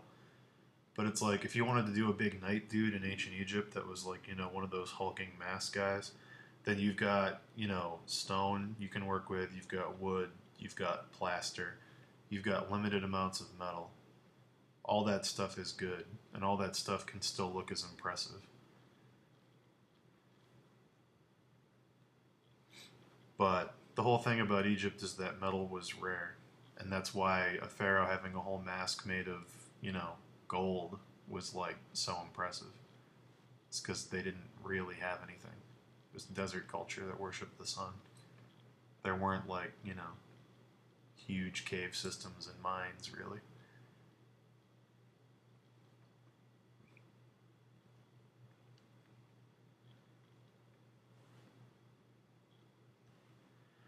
So again, big problem I talked about in the beginning, and I hate to keep coming back to it.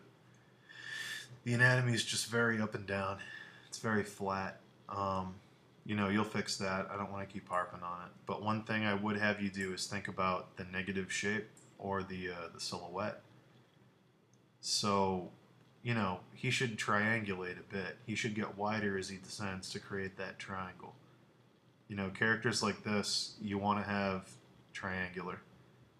You want them to feel powerful either one way or the other. It's like, this is the regal, it's the upward triangle, it's the fanning out motion of the cloth hanging down, where the lines point up towards the face. That's the center. That's the thing. It's either this or it's the other triangle where the guy has huge, broad shoulders, and it's all about the muscles and the powerfulness of the body. So it's always one of these for a character like this. It's some variation of the triangle. It's either flipped or straight up, but they both serve a very specific purpose. One is he's very powerful. That's the upside down triangle. One is he's very regal. That's the straight up triangle.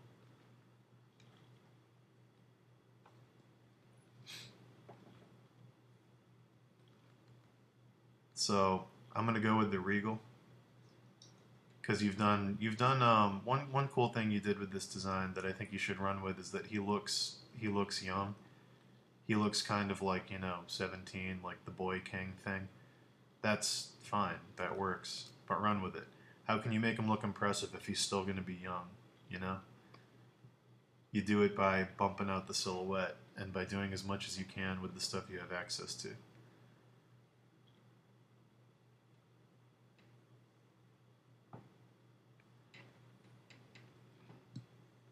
You got anything to say, David? I mean, it's most of the same crits I had on the last one, where it's just like do your culture studies, Yeah. but then do your own. Like, literally do something that is informed, which is the whole point of this.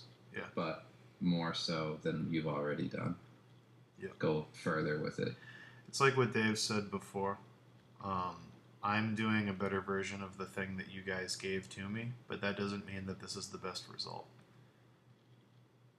You could have done something wildly different, which would in turn change my entire critique. Yeah, like that's why I bring up like Stargate, where it's informed by what Egyptians used to look like, what they wore, like it's informed by the culture wholly, but it's also its own thing. Yeah. They keep all of the basic shapes, the motifs, the gods, like everything is the same, but they're used in different ways. Yeah. To create obviously like an Egyptian culture, but advanced and futuristic, so it's like it's very recognizable, but it's totally its own thing. Yeah. Like that should be your goal, where it's instantly recognizable. You know what it is. You studied the culture. You got all that down. But then it's your own thing on top of that. Yep. It's the whole goal of this thing is to play with the culture, but not make it, make it exciting. The only way to take something that's established and make it exciting is to do something new with it while still it's playing a trick on the person seeing it.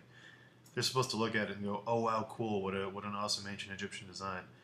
And then they look at it a little bit more and they're like, "Oh wait, that never actually existed in ancient Egypt."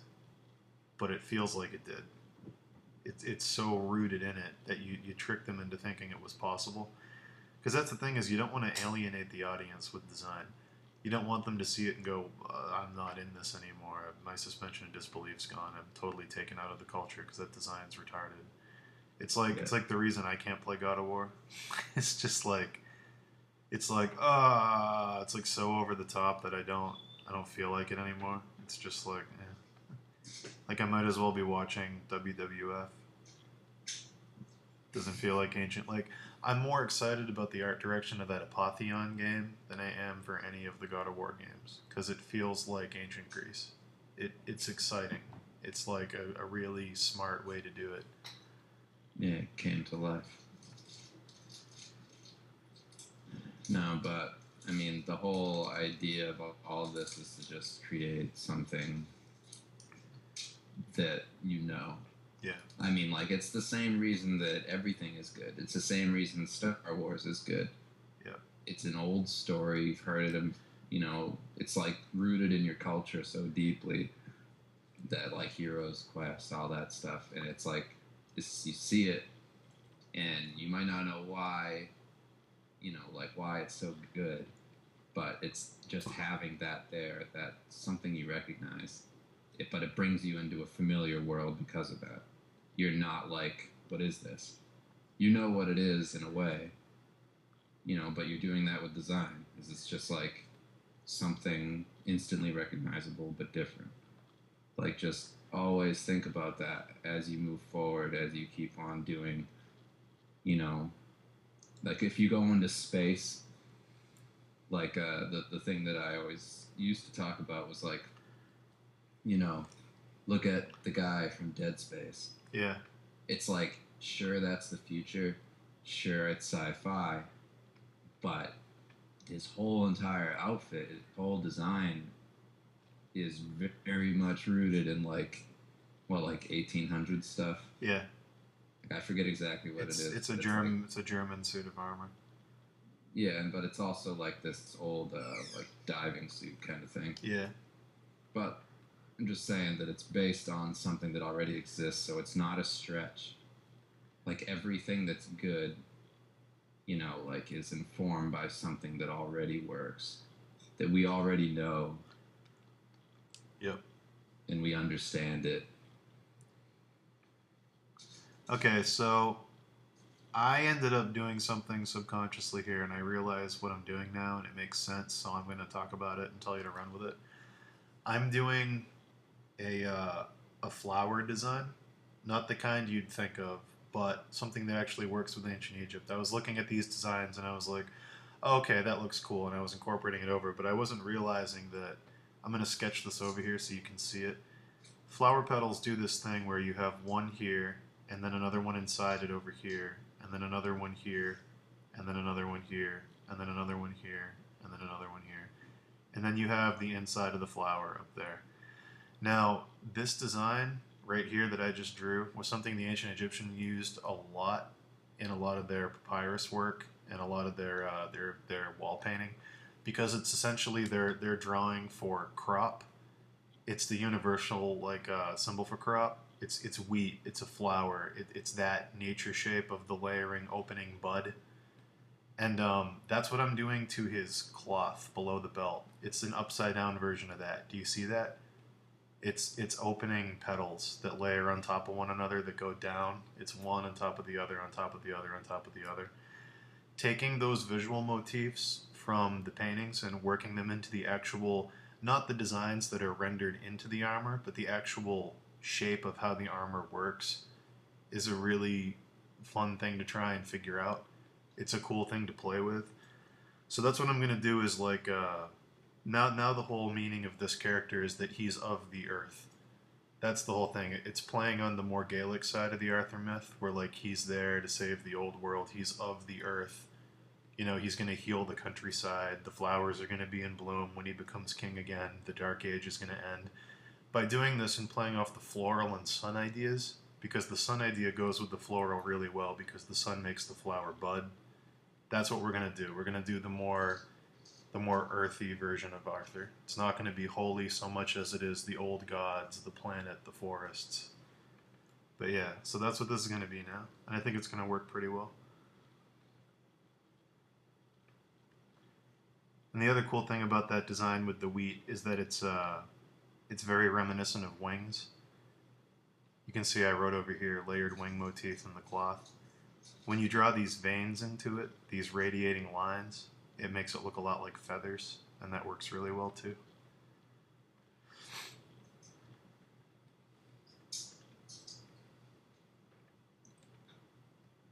And it's like Dave was saying earlier, like Star Wars, why does Boba Fett look so cool? It's because that helmet and the shape of how they designed him is something we've all seen before. He's just a knight. He's a space knight with a gun. Yep. that's the whole idea of creating a cool character, is to take something we know, add it into something we don't. It's like combining two different things. Sometimes that's all you need to do to make something interesting. Two existing ideas, just combine them. Mm-hmm. It's like fat, like what Dan was saying, fat and night equals cool. Yeah. It's like things that you don't always see.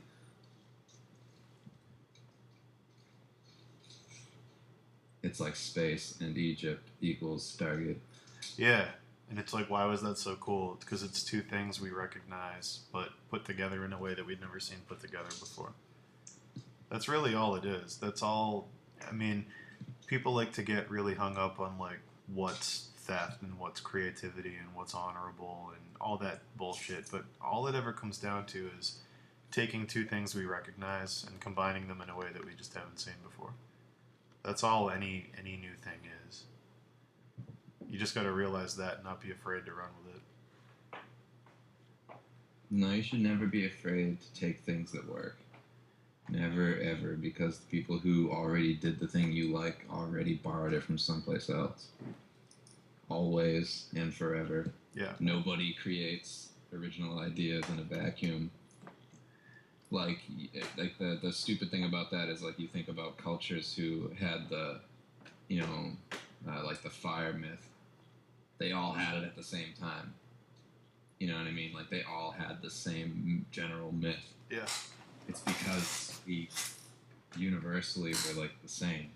So it's like, it doesn't matter what you borrow from people. It doesn't matter at all. It's like everybody does it. Everything's informed. If people for whatever reason can design shit off the top of their head, it's usually because they have a great visual memory. It's not because they have great original ideas necessarily. Right. Is that they have a tap that they can pull from instantly. Like, they already know a lot about culture. Like, Dan already knows a lot about culture. So if you ask him about it, he can pull it out of his ass. Yeah. If you ask me about it, I don't know as much about culture as Dan does. So I'm not going to be able to, just tell you why something's the way it is from a specific time period. Basically, people have that memory. Yeah, I mean, I know I keep hammering this into the ground, but guys, trust me, the more research you do, the more of a visual library you have with explanation. Seeing things isn't enough. You got to understand why things are the way they are in certain contexts. When you get that with the other, your stuff's going to improve like crazy. When you understand why you have to make certain choices in certain contexts, it's going to like change your art completely. It's like the exact opposite of the steampunk argument or like the post-apocalyptic argument, which are two things that, like, I like them for what they are, but there's no rule, there's no rhyme or reason to them. It's founded in random. It's there so you can do anything with it. I mean, it's more so post-apocalyptic. Steampunk at least has the Victorian thing as like a backbone to it, but it's like post-apocalyptic is you can do anything you want. It's just rooted in to be fair, the people who are good at it. Yeah, you can do amazing things with it, but what I'm saying is that inexperienced people often go to that genre as like I can do anything I want, and it's like you got to be careful of that. I mean, like, the reason the first one was good, yeah, was because it was informed. Exactly. It wasn't just random shit. I love it when it's done well, but so many people see that and they don't understand why the choices were made, and they think it's just random. But the good post-apocalyptic stuff, all the decisions they made visually are there for a reason. You just might not understand them. Yeah, and the other thing about that is that if you say, like, yeah, but I've seen them just work it, like, they just do it, and it comes out of nowhere, it's like because they already know how to do it. Yeah. It's like some people have done it so much, and it's something to keep in mind when you watch somebody work. Some people have been working so long and creating stuff for so long that they have a visual library to pull from so that they can just bullshit stuff and draw it immediately. Yeah. And it's already well-informed decision-making as they move forward with the sketch. It's not because they're original. It's not because they're creative. It's because they have this big, wellspring knowledge. Yeah. I mean, obviously you got to know what's cool, things like that, Like, taste. But like yeah, there's nothing I love more than good steampunk, but it's so rare. It's so rare because people think that you can just throw, gears and steam gauges and old diving suits onto anything and it's just steampunk by default.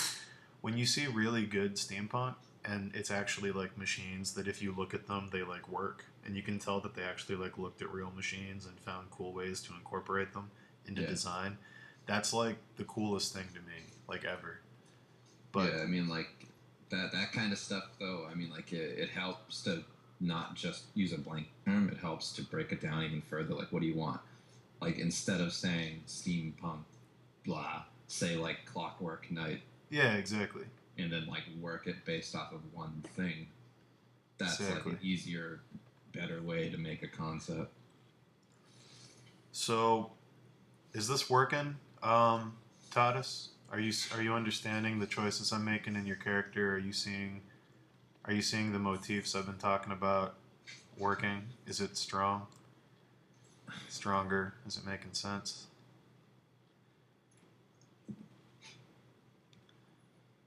You learned a lot. That's good. So like, I'm not totally done yet, but I'm gonna click the before and after just so you guys can see.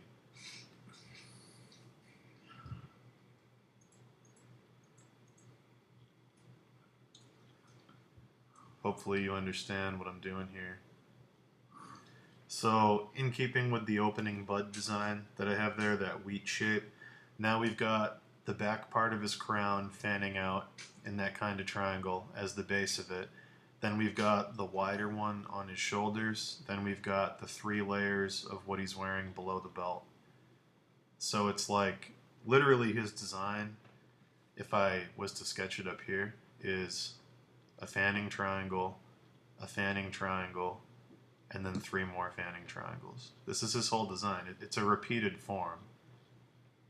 That's what it is, and it works. It's a layering design.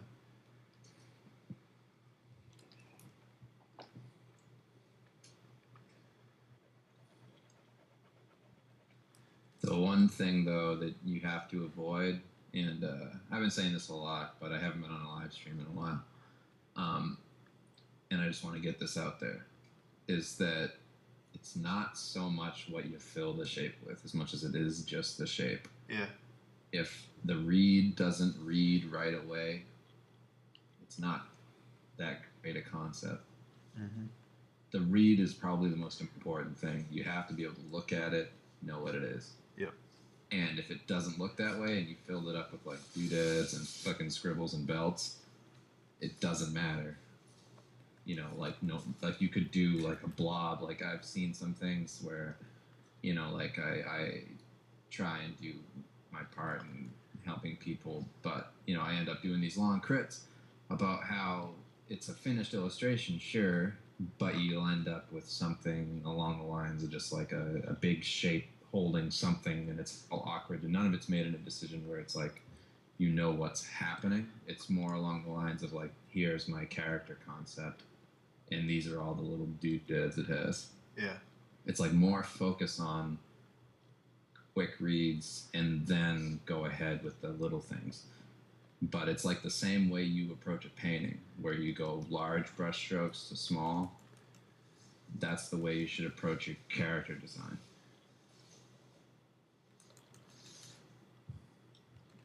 It's very true.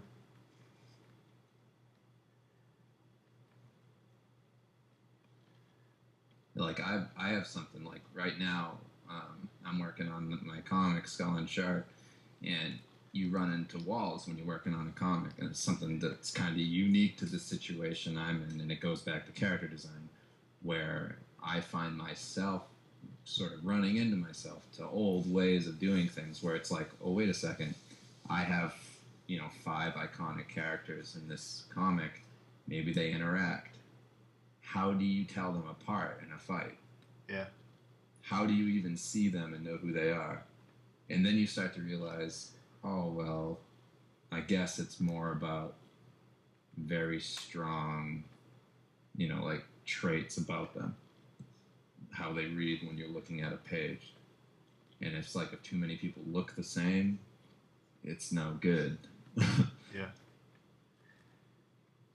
Yes, in the chat. I will be saving the mentoring videos, and I will be putting them on YouTube, and I will be putting them on the class forum.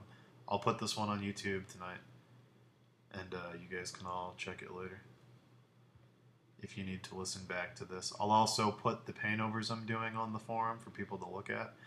A lot of people are doing work for this class, and I'm really, really happy about that. I'm not going to have time to talk about everyone on the stream, but I am going to do a midweek stream, probably on Thursday. I will talk about the work I didn't get to talk about today there, and I will also give you feedback in the forum. I know a few of you have been giving feedback too already, and you've been doing really great stuff and really good stuff. Stuff I want to talk about. I'm not going to get a chance to tonight because this is going to end up being like 3 hours long, and I have a lot of work to do. But I will get to you, I promise. Just bear with me because I've got my own career I have to worry about. We have a huge hurricane coming in, and our power company's telling us that we're going to lose power where I live, basically. It's like a guarantee. I don't know for how long, but I have a deadline this week. I got to get 5 pieces in by Thursday. And if I'm going to lose power for 2 days, that means I got to get as much done as I can before I lose the power to compensate for all that time I'm going to be basically unable to work. So, yeah, you got to plan around that stuff. Charging my 3DS. There you go. Planning. Priorities. Priorities.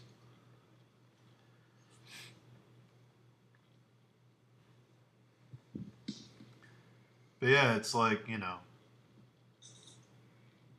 I think ancient Egypt is one of the cool opportunities for this assignment. I really can't wait to see what you do with the next character when we do Merlin. I think that's going to be like, are you going to make him a priest? Is he going to have some crazy animal mask like a lot of their priests wore back then? Which you should do that. But yeah, I think like, the opportunities for him and Morgan are going to be really cool in ancient Egypt. It's like Dave said earlier, with a culture that's so stripped down in what they wear, you kind of have to take it to the next level and really take some design risks, do some really brave stuff to compensate for the fact that they're basically not wearing anything. Take it away from that. If it feels restrictive, that their clothing was really boring, you have to think about ancient Egypt and design it on another aesthetic. Make it look like the papyrus stuff I have up right now. Go over the top. Make it look like, what you think the people in the tombs were wearing. The burial garb and stuff was way over the top. Use that. If the National Geographic specials on what life was actually like seems boring, then do something else. The bottom line is that it has to feel Egyptian. It has to feel practical.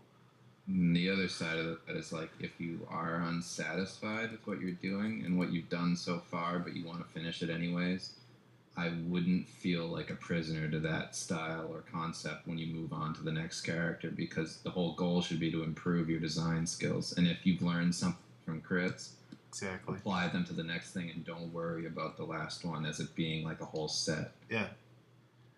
Don't worry about them looking consistent next to one another. If they're all done and the last one looks 10,000 times better than the first one, that just means the class worked. Yeah, and either redo the ones you didn't like, or just take what you learned and do something new. The thing you got to take away from these crits is like when I'm talking about like, I found a floral pattern that works really well and I'm going to incorporate that. On the next piece, what you're not supposed to do is go, okay, well, Dan said floral patterns work really well. I guess I'll just use that. What I'm telling you is draw your character first without looking at too much stuff. Come up with something that's pleasing and feels right, and then try to improve and inform that based on other things you can find within the culture. Don't use the same solutions to all 4 problems with the 4 characters.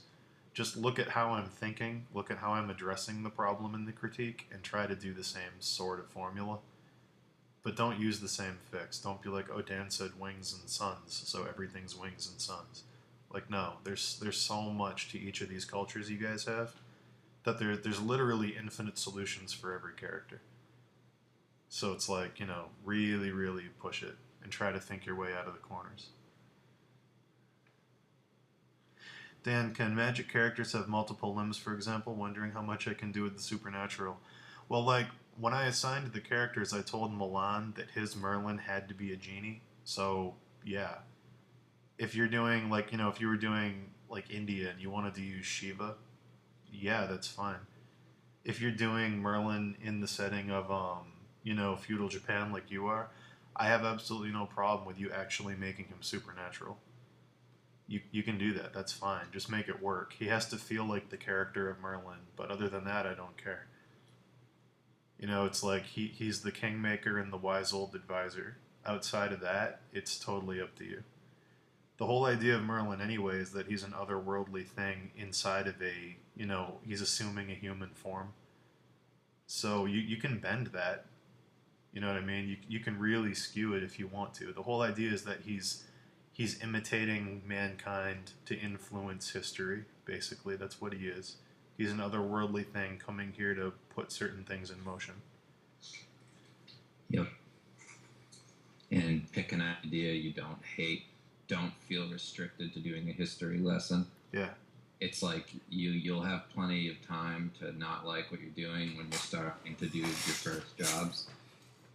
But make sure that you're doing something, a concept that you actually like, and you're not just saying, I think this is right. Yeah. I think this is what people want. Because remember, the bottom line is we want it to feel fun. That's what a good design is. It's like I said earlier, the only real rule I think that could exist is that it has to be interesting. And if you're not interested doing it, we're sure as hell not going to be interested looking at it. That stuff translates more than anyone can think. Like, we'll know if you didn't like it. It's the first thing I said to Tatis when I opened up this file and started critting it was, I know you didn't enjoy drawing this. You enjoyed doing the sketches. You did not enjoy doing the final. You can see it. You can always see it when somebody doesn't like what they're doing, or they're scared of what they're doing, or they're paranoid about the result.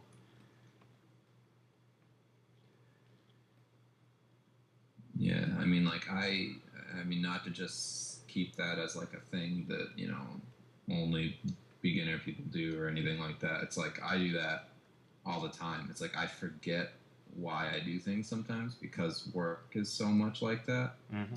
Sometimes you end up getting jobs and you get jobs and you get jobs and you get jobs, and then you start to forget why you even did what you did, and you start to paint pictures that are more along the lines of like what people want, yeah, what it sells and stuff, and like what you think people expect. But you have to abandon that, especially when you're doing stuff like this for personal, for like your own portfolio. It's like you have to be able to walk away from that. It's like if you're doing a sketch and the actual idea behind your sketch isn't good, like the whole thing about it, what I mean by that is like you can read an online comic, and it can be really funny, but it looks like shit. It's the idea. The idea is great. Doesn't matter the skill level. Exactly. So it's like if you have a good idea and the only reason it's not coming out is because you're just not good enough with anatomy and whatever, it's like then that's just something you're going to have to work at. But if you don't like the idea that you're doing and you're just trying to polish it and polish it and polish it till you think it's good, that's the wrong way to do it. Yeah. It's like if Milan is still in here. The thing I said to you when I accepted you into the class was I accepted you because of those drawings you did in your sketchbook. I liked those not because they were perfect. It was because I could tell you were having fun with them. They were fresh and original, and they were easy on the eyes, and they were interesting. That's the thing, is like that's what I want to see from all of you guys. I want to see that you're having fun with it. Thomas, I know you're having fun with your stuff. I can see it in the studies. I do want you to push it more and explore more options and not get so bogged down in this is a samurai, so I must do this.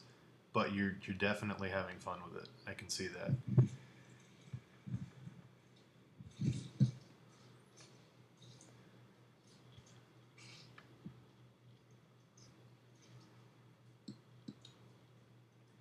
I'm almost done with this one.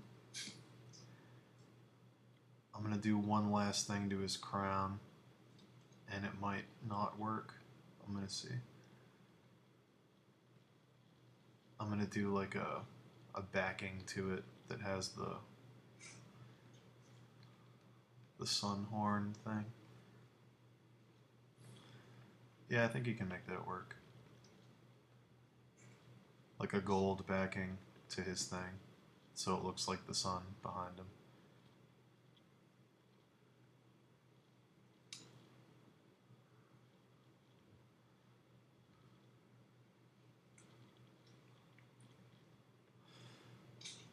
Anyway, so like I said, you don't have to do everything I did. Just understand why I did it.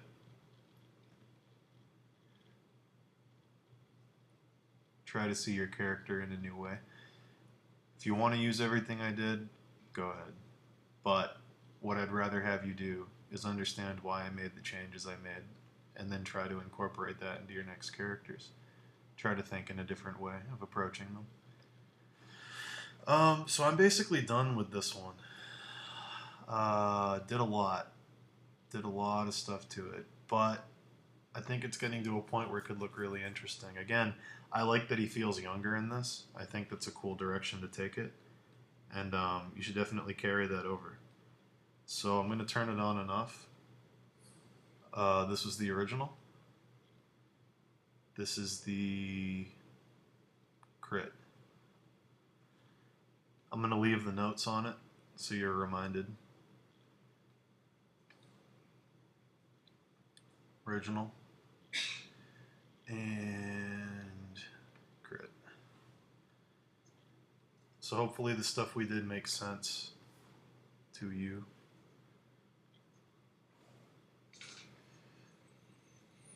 Don't worry about the link to my YouTube. You can get a link to it inside the forum tonight when I upload this video to YouTube and put it in the forum.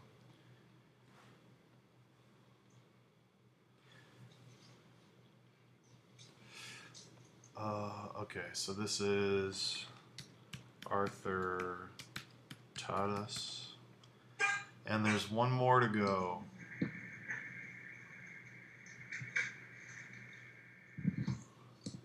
Intruders.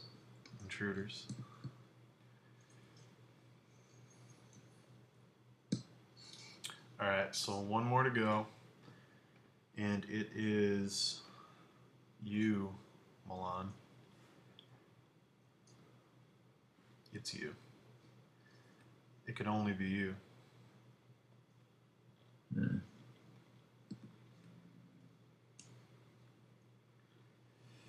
Alright, so I'm going to pull your studies up because you by far were the one that did what I was hoping to see with the character studies. You did a whole bunch of different ideas and all of them have really strong points. There's not one in there that I'm like, eh. They all feel really good. You hear that, everybody else? Shit. Shit. I was going to show you this, Thomas, and I forgot. I'll put this on the forum. This is a really good example of how to work in the gold and red into your design. I pulled this up. I was going to show it in your crit. I'll put it on the forum for you. Let's see. So, yeah. Like, you know, Dave was just saying. This is what I was hoping for from everybody. Whole bunch of different ideas inside the culture that could work. And see, they're not super polished and they're not photo real, but it's a bunch of exciting sketches. It's a bunch of different directions you can take it. So, yeah.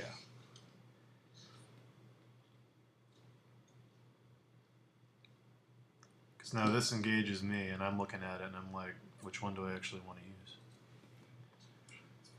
Oh. So again, we're running into the same problem I just mentioned to Tatis. I'm enjoying your sketches more than I am your finish. Why is that? It's because your mentality changed from the sketches to the finished drawing. You were thinking too hard on the finished drawing. You were way too worried about getting it right. And you weren't having that quick, fluid fun. You weren't having that quick, fluid fun that people have when they're just sketching. So I'm looking at your designs and they feel a lot more accurate than the finish. The finish feels kind of clunky and weird. It feels like you were worried about all the different parts individually more than the whole, which is a very common thing. I mean, I still suffer with that. Lots of people do. When you go into doing polish mode, you look at each individual thing and you're worried about getting it right, and then you zoom out, and as a whole, it just feels disconnected. It's like if I drew everything on a different piece of paper, then cut it out and assembled it, it wouldn't look right. It's not. It's a bunch of separate things. It's not a whole. But yeah.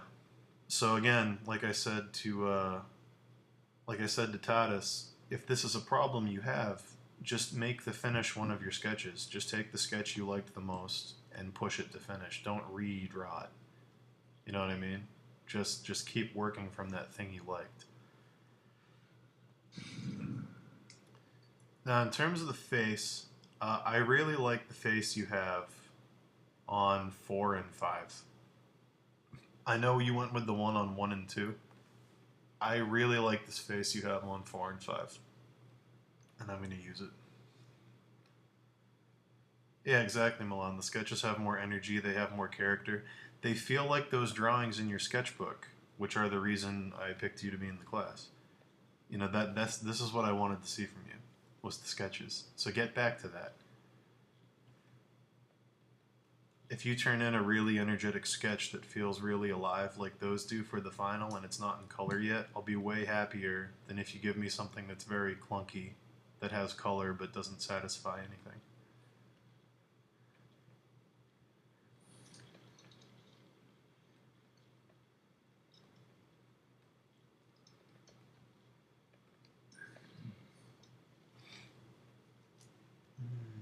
Let's see.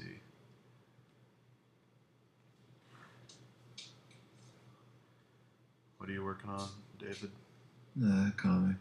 Cool. Comics are a lot of work, everybody. Only do them if you have 2 years.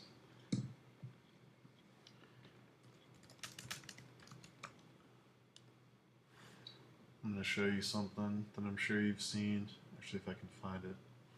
Yeah, here it is.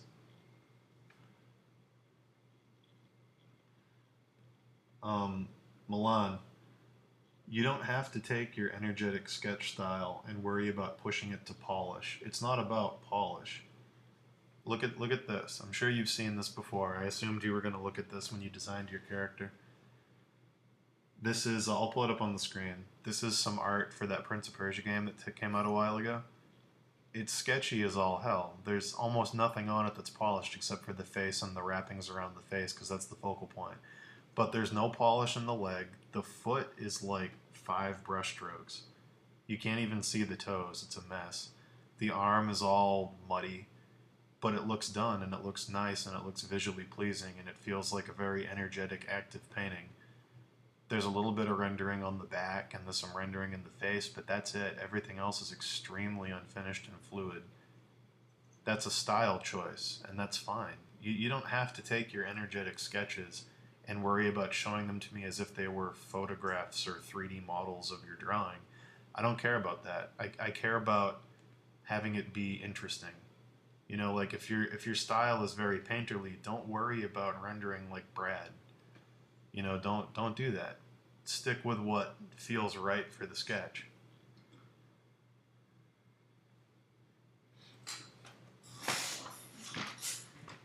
I think that's another symptom of that thing we call study sickness.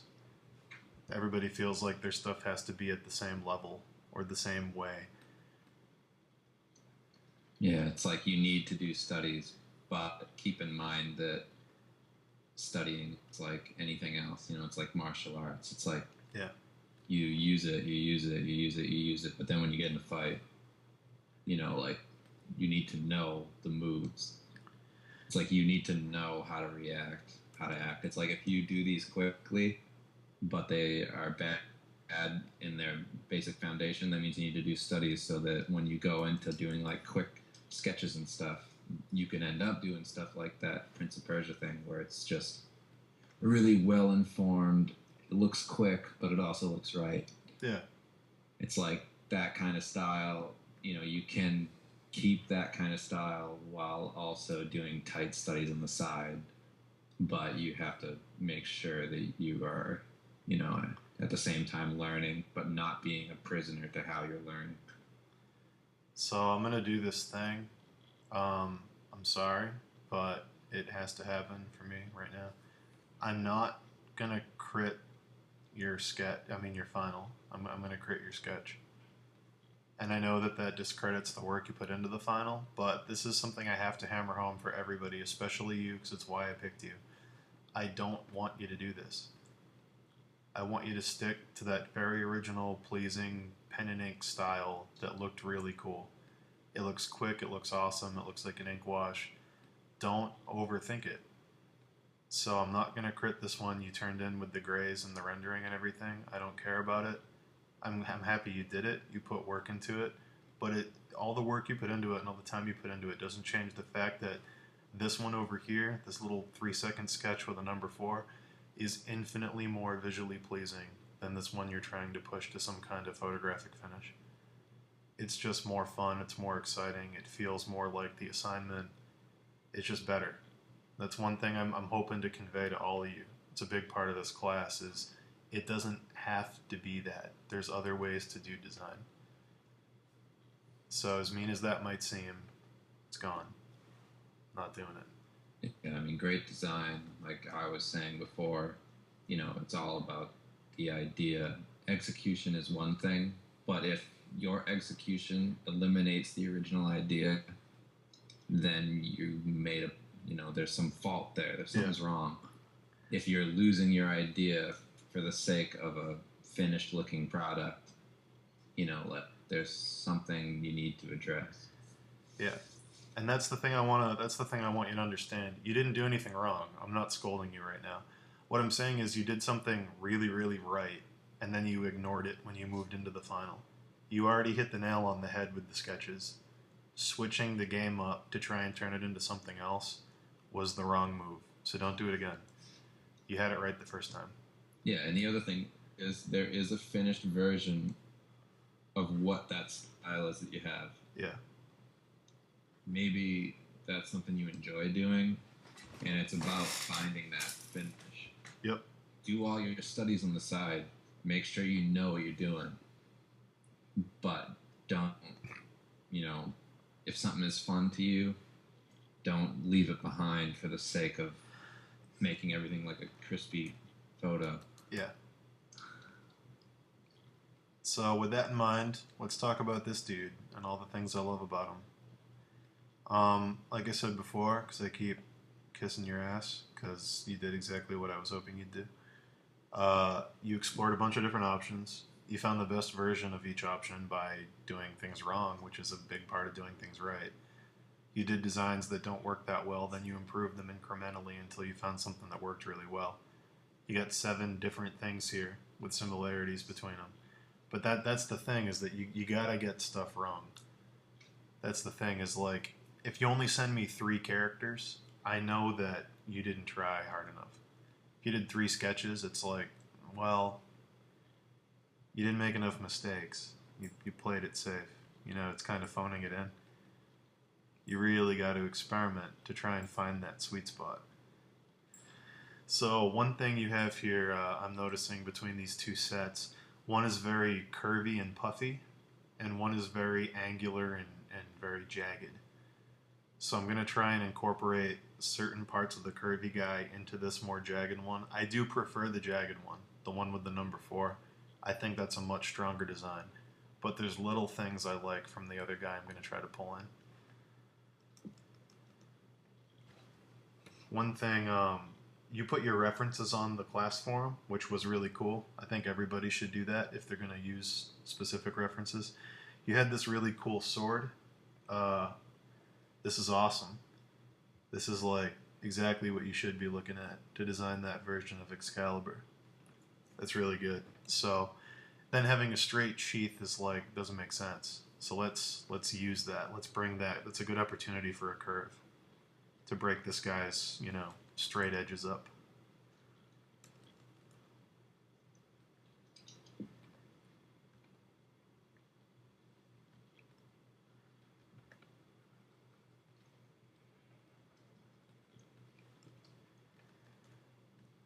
I think that's actually like, just to keep going on this topic, it's like, I think everybody has the wrong definition of finish.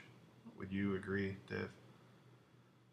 Um, I think a lot of people think finished is PlayStation 2 CG Yeah, cutscenes, exactly. It's like, but I think the word, like, or polish or finish or whatever the word we're going to use is, it's like I always see people doing this, and it's like what you just said. You were like, oh, I was having a lot of fun with it, and then I started, I had to push it to finish, and it's like, well, wait a minute.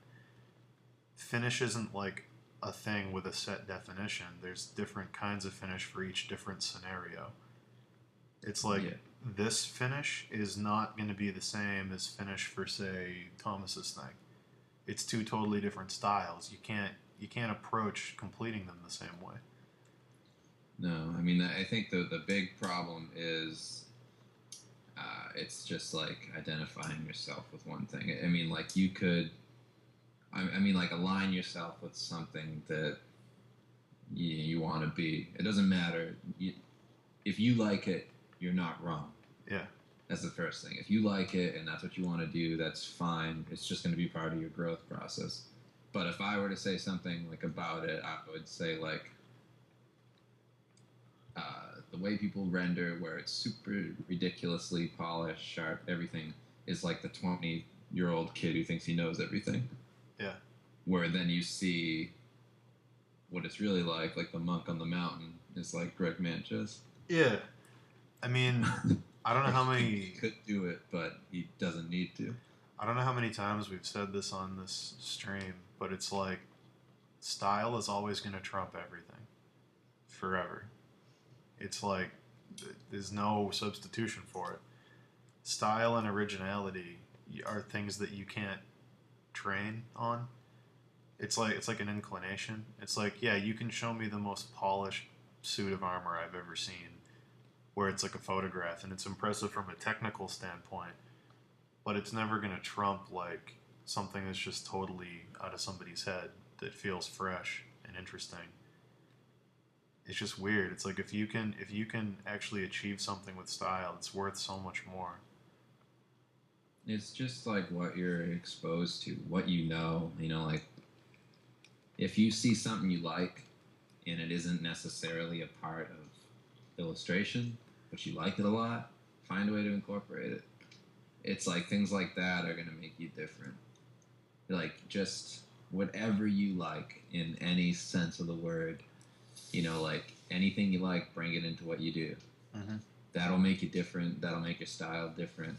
But if all you're trying to be is one singular person in the industry, then you need to just like reassess, because you don't.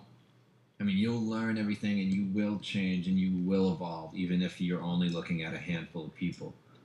But bringing in all of your influences from everywhere is just speed up the process, Yeah.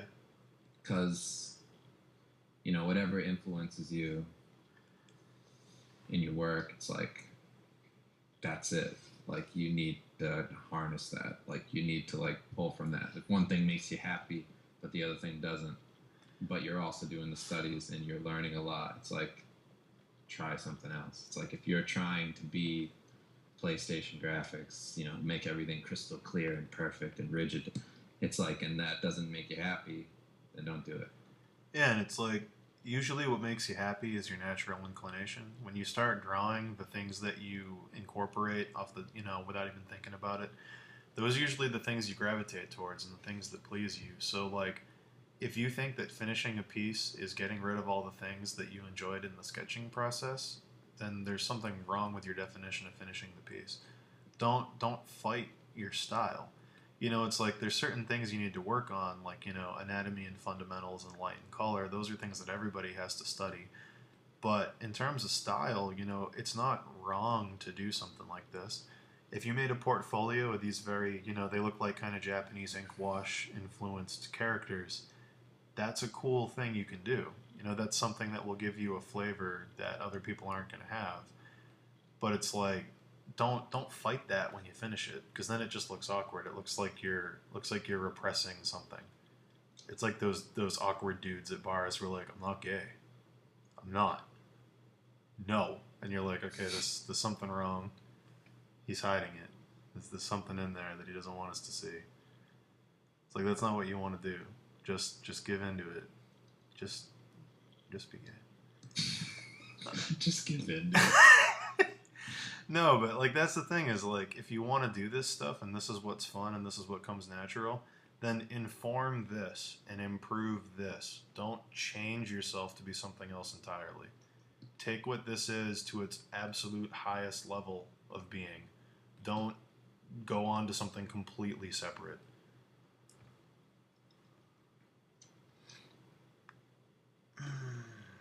Yeah. Yeah. It's like you could look at oh god, we were talking about this at Comic-Con. The Vagabond guy. What's his name? I have his book. I don't know. Look up that graphic novel Vagabond. It's a Japanese artist who does like the craziest ink wash drawings I've ever seen in my entire life. So many pages. I know, it's ridiculous. Makes me feel like shit. I'm like working on my comic right now, and I'm just like... He's like so fast. Alright, so little things have changed, and I'm going to start talking about the tweaks I'm making. I brought in, well, number one, I made the shoulders wider. Because, number one, if he's a guy and he's supposed to be kingly, his shoulders are going to be wide. But number two, if he's wearing what looks like 4 layers of clothing, minimum, undershirt, shirt, armor, cloak, they're going to be way bigger because that's a whole bunch of stuff on top of the shoulders. So you gotta think about that realistically. So he's going to have much wider shoulders. If for no other reason than the sheer amount of stuff that's on them.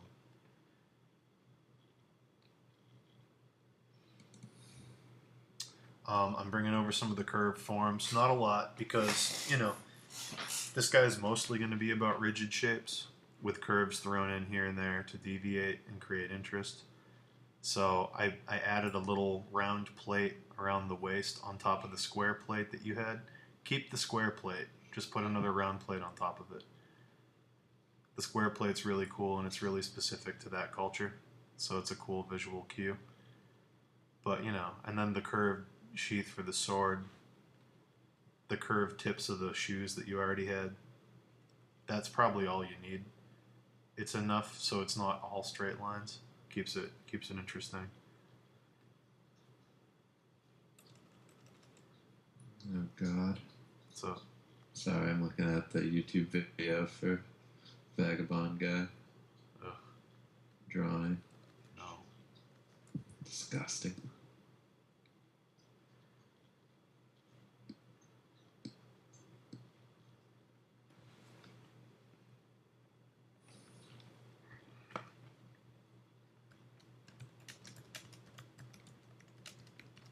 Oh my god.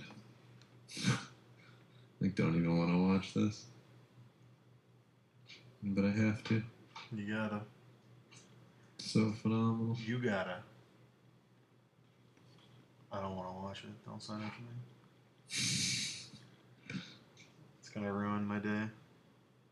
Brushwork is so great. It's gonna make me feel like trash. I liked, like, growing up, I just hated inks and, like, Marvel comics and stuff. Yeah. I was like, these are all so stupid. And then I see his. I'm like, I want to do that. And you're like, oh. That's what inking is. Because he doesn't kill the motion. The stuff I hated in comics was when the inking just looked flat. It, like, made the characters flat. It was like all of a sudden everything that was in the pencils, all the energy from the sketch is gone. Yeah. In the polish. See, we brought it back. Yeah. Brought it back to your sketches. There you go. He brought it back.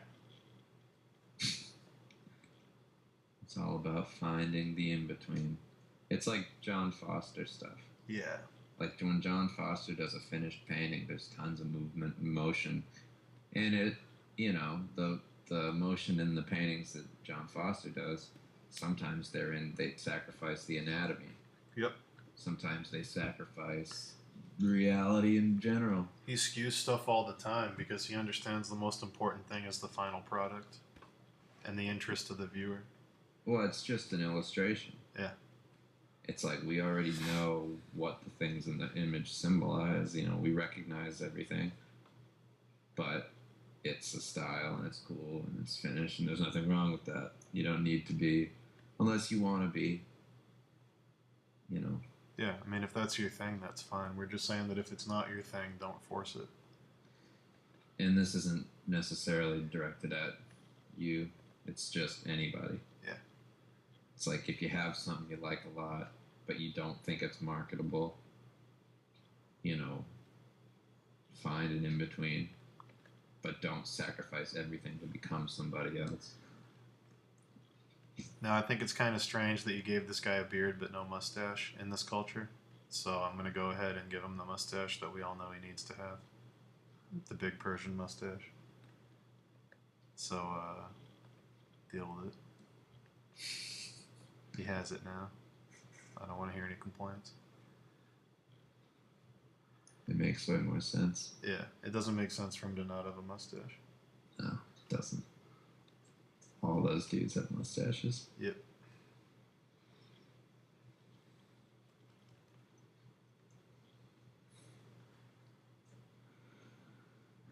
I know you were having a hard time with this, Milan, earlier in the week.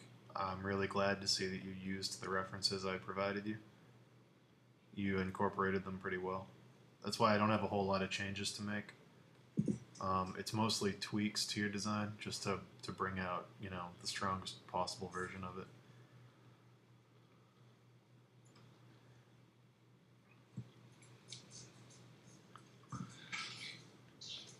The mistake that I'm making What?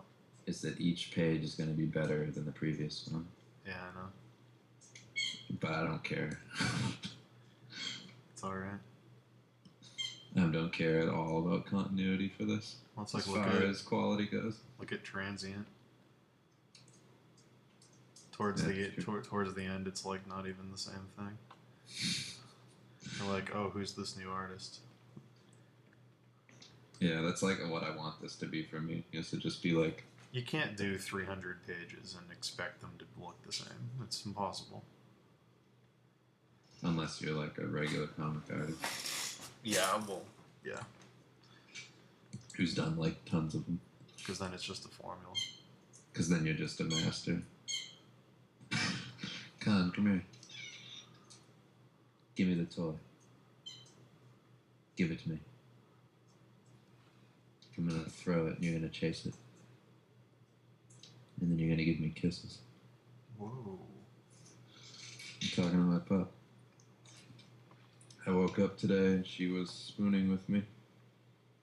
Really? She had her arm on my arm and she was sleeping. Really? Yeah. I mean, she had her head on my arm.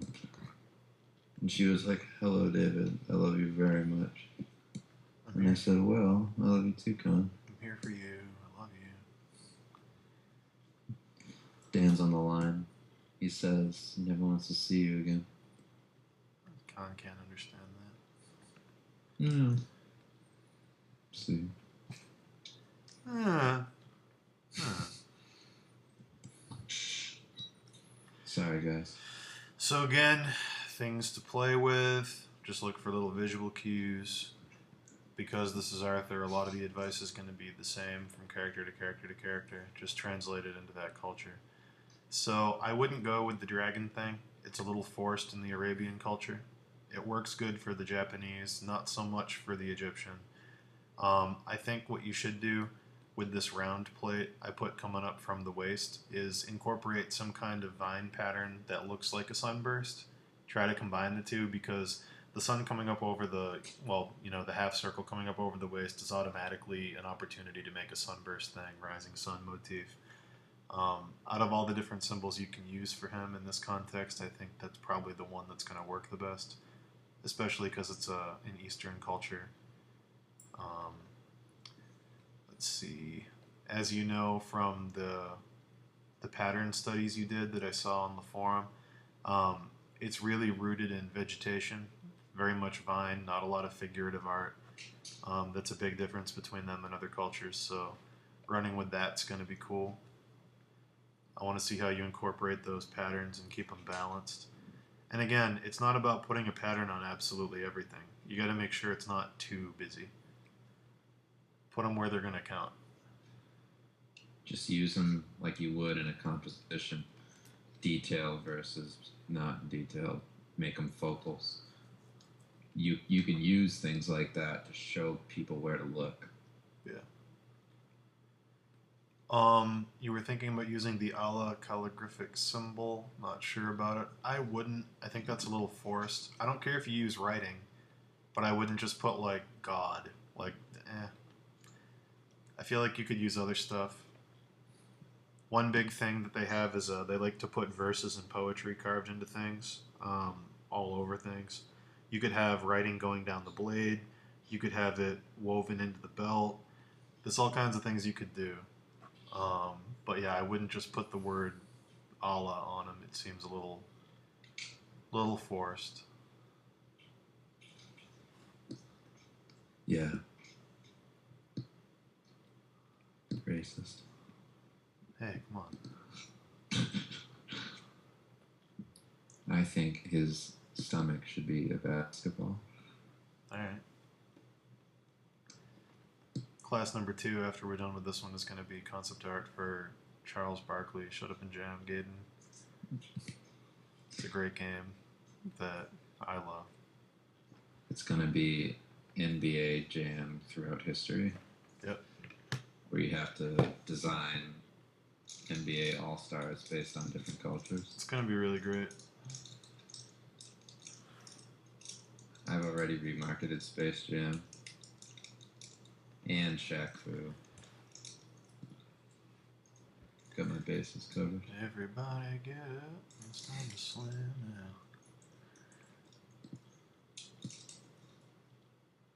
now. Coconut M&Ms are wicked good. I would have. So I'm going to pull up some ref here.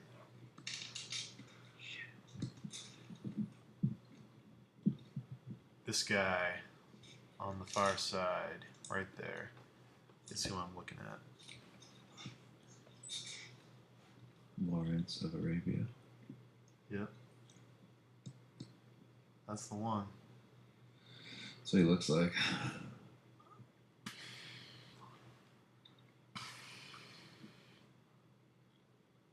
Come on. Martin Lawrence. Martin Lawrence of Arabia. We should make that. Sequel to Black Knight. Yeah, we should pitch it. Martin Lawrence of Arabia. We really should. Probably get sold. That's a good idea. The stream's going to be saved, and everyone's going to have to listen to this. Damn it. Oh, the Somebody's gonna take it. The class I did, it's online. Martin Sorry. Lawrence of Arabia. This is gold. How did they think of this? So one thing I'm gonna do. Yeah, let me flatten this real quick. Gonna fix the anatomy a little. The legs need to be longer. The bottom half of him below the waist all needs to be bigger. So I'm just gonna fix that real quick.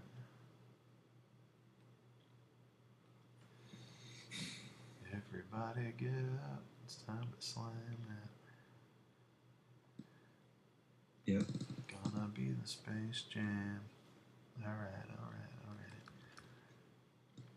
What's up? Hope you guys are learning a lot. Slam, bam, thank you, man. In this very serious forum for the discussion. I'm just waiting to see what this is going to look like. What? Oh, the drawing the guy's doing. What? You still watching? No, do your thing. Oh. I thought you were still watching that YouTube video. It's really tall. Huh? Something in between.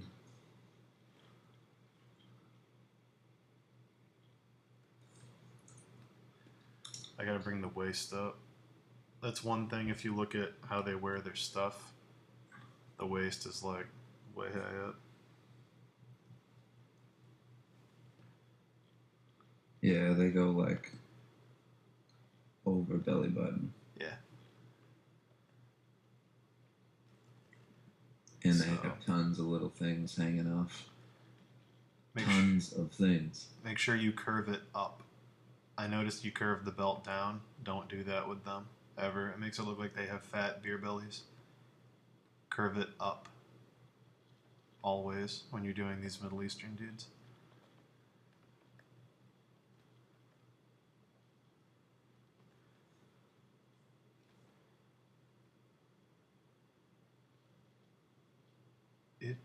It's a slam jam. Hey fellas. Sorry I did you last, Milan. You're gonna get the worst of me wanting to go to bed. I'm just completely dead now, and I'm just singing Space Jam while I crit the thing you spent all week working on. You deserve better. That's what I'm trying to say.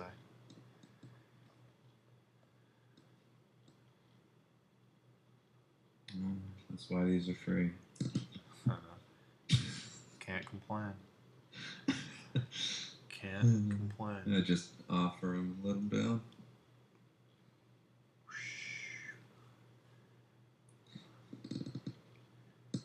No, but it's looking good so far. You did good, man. You done good.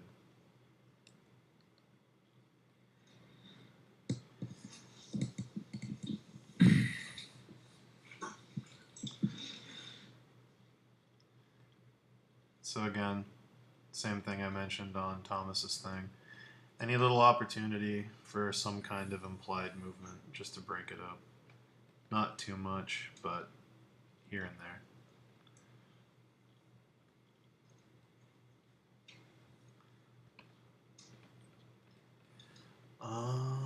Let's see.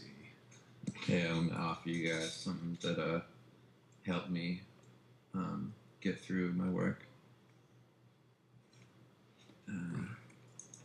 I'll drop it in the chat.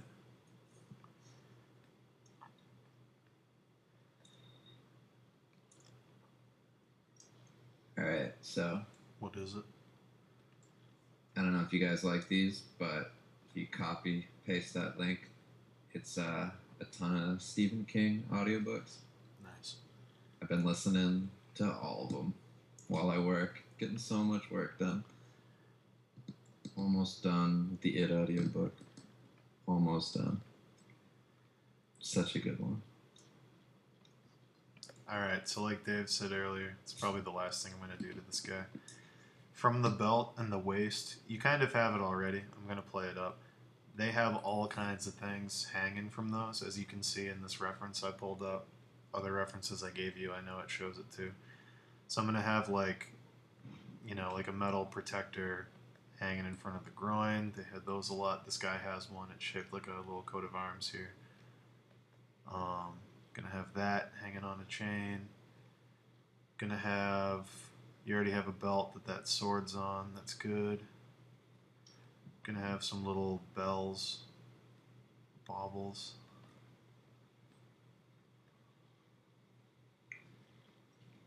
But yeah, all kinds of stuff. Like this guy, if you look close, he's got keys, he's got guns, he's got a sword, he's got a little dagger, he's got a groin protector, he's got some little bauble things hanging off, he's got a bag over here, like all kinds of stuff. Because the whole thing about them, they're basically like wanderers, like they're traders. It's a trade culture. There's huge areas of desert between very, very rich cities where people conglomerate. So they'd travel with all kinds of things on their person because basically everything they had to be with them at all times. So it's like, they had a lot of stuff.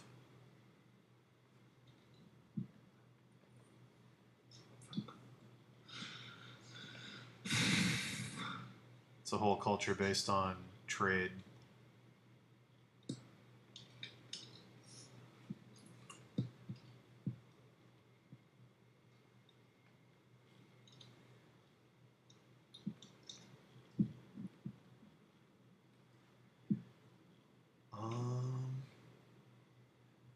sure there's more I could do to this, but I'm like pretty dead. If I think of more stuff tomorrow, I'll put it on the forums. You could do those lower hanging pants. Oh yeah, that's true. I mean, like the only reason I say that, they don't necessarily have to be lower, but they're not very baggy. No, they aren't. They're not wide enough. Like they're usually like you could like if you saw them from a distance, you could almost think they were wearing like a dress. Yeah. Okay, so I'm gonna drop them down, and I'm gonna widen them.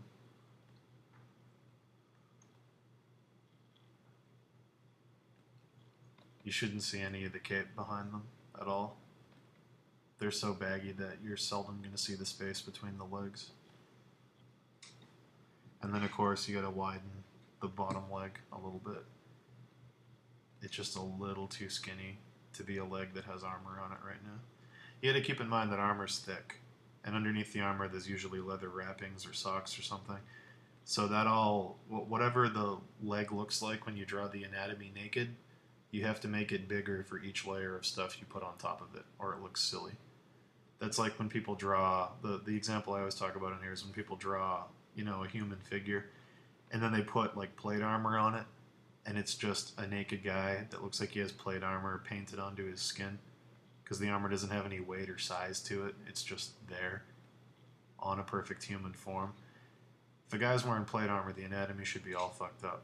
It should be way too big in certain places and way too small in other places because all that stuff is, attached in specific ways. It shouldn't look like a perfect anatomical drawing of a dude.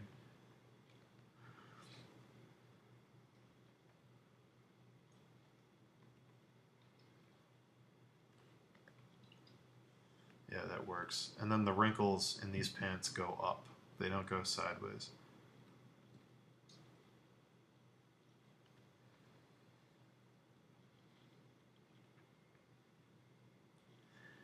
Good use of the sparse metal plates. You did a good job. You only really put them where they needed to go. You got one on the chest. You got two in front of the feet, kind of guarding the shins, and one on the wrist.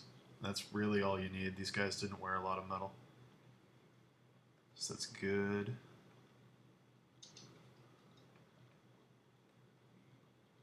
I'm going to have a sash going up over the shoulder with that belt that I put going across the chest. So the belt's going to be on top of the sash. I'm pulling the sash from this reference over here. So he might have a bag or something thrown over his shoulder. He might have like a pack with like stuff to sleep on or whatever thrown over there, but they almost always had something. Because like I said, they had to kind of carry everything with them because they were migrant people. They didn't really have homes. They just traveled city to city to city trading. Lived. So now the round table is a caravan. Yep. It's a good way to look at it. It's a traveling caravan of people going across the countryside to unite the different separate areas, kingdom to kingdom to kingdom. But yeah. You thought of giving him a quiver? You could do that. I don't think he really needs it. But, it definitely wouldn't not work.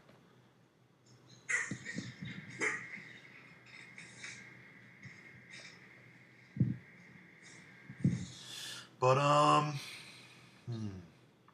know there's more I can do with this guy. I'm just really, really dead. So I'm sorry. I'm going to probably stop here. I'm going to put a layer of embroidered fabric coming down this arm because I feel like he needs a flap here.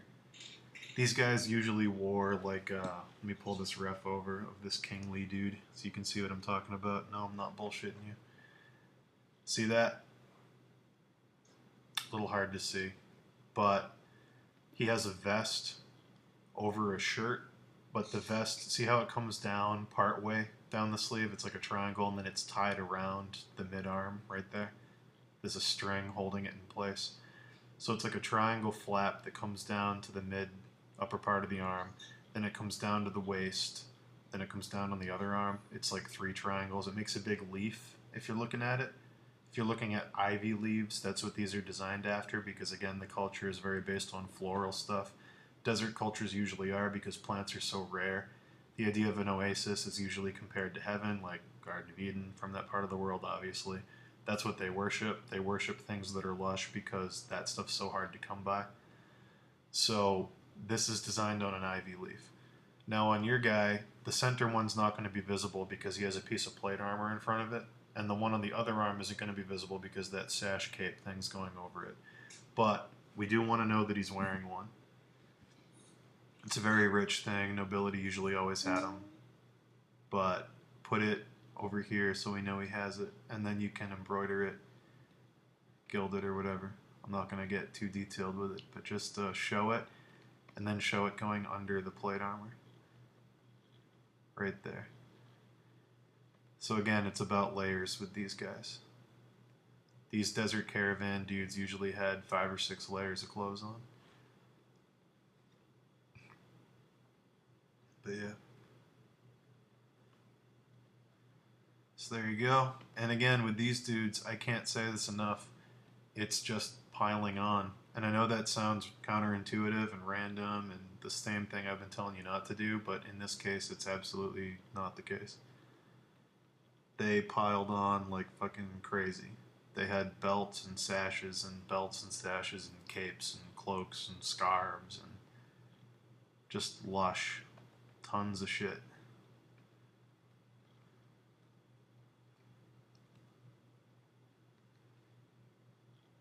I guess I'm done. You got anything else to say, Dave?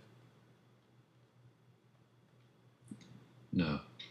Dave has nothing else to say. I just agree with you. Boom. You. Yeah. Things are changing again. Bye, everybody. From me, anyways. Chelsea's running the sewing machine. Goodbye, David.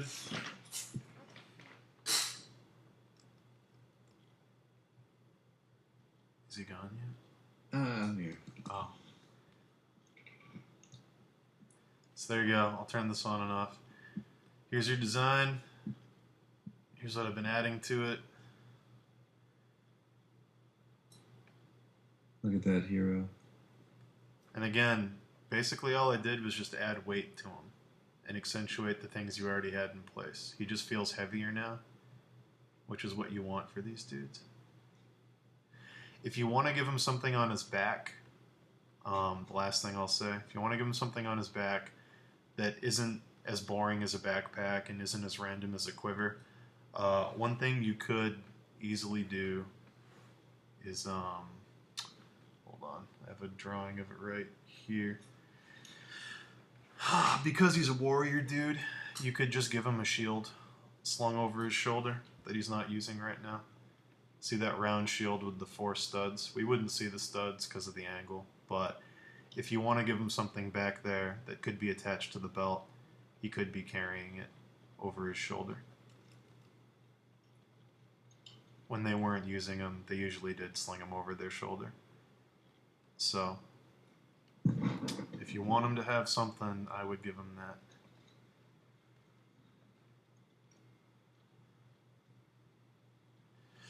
Alright. Farewell. Godspeed. Goodbye, everybody.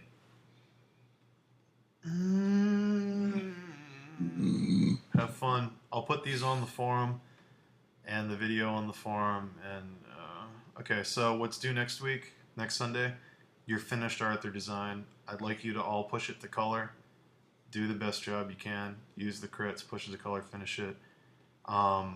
And then the next assignment's going to be Merlin. You don't have to start it yet, but just know that that's the next one, okay?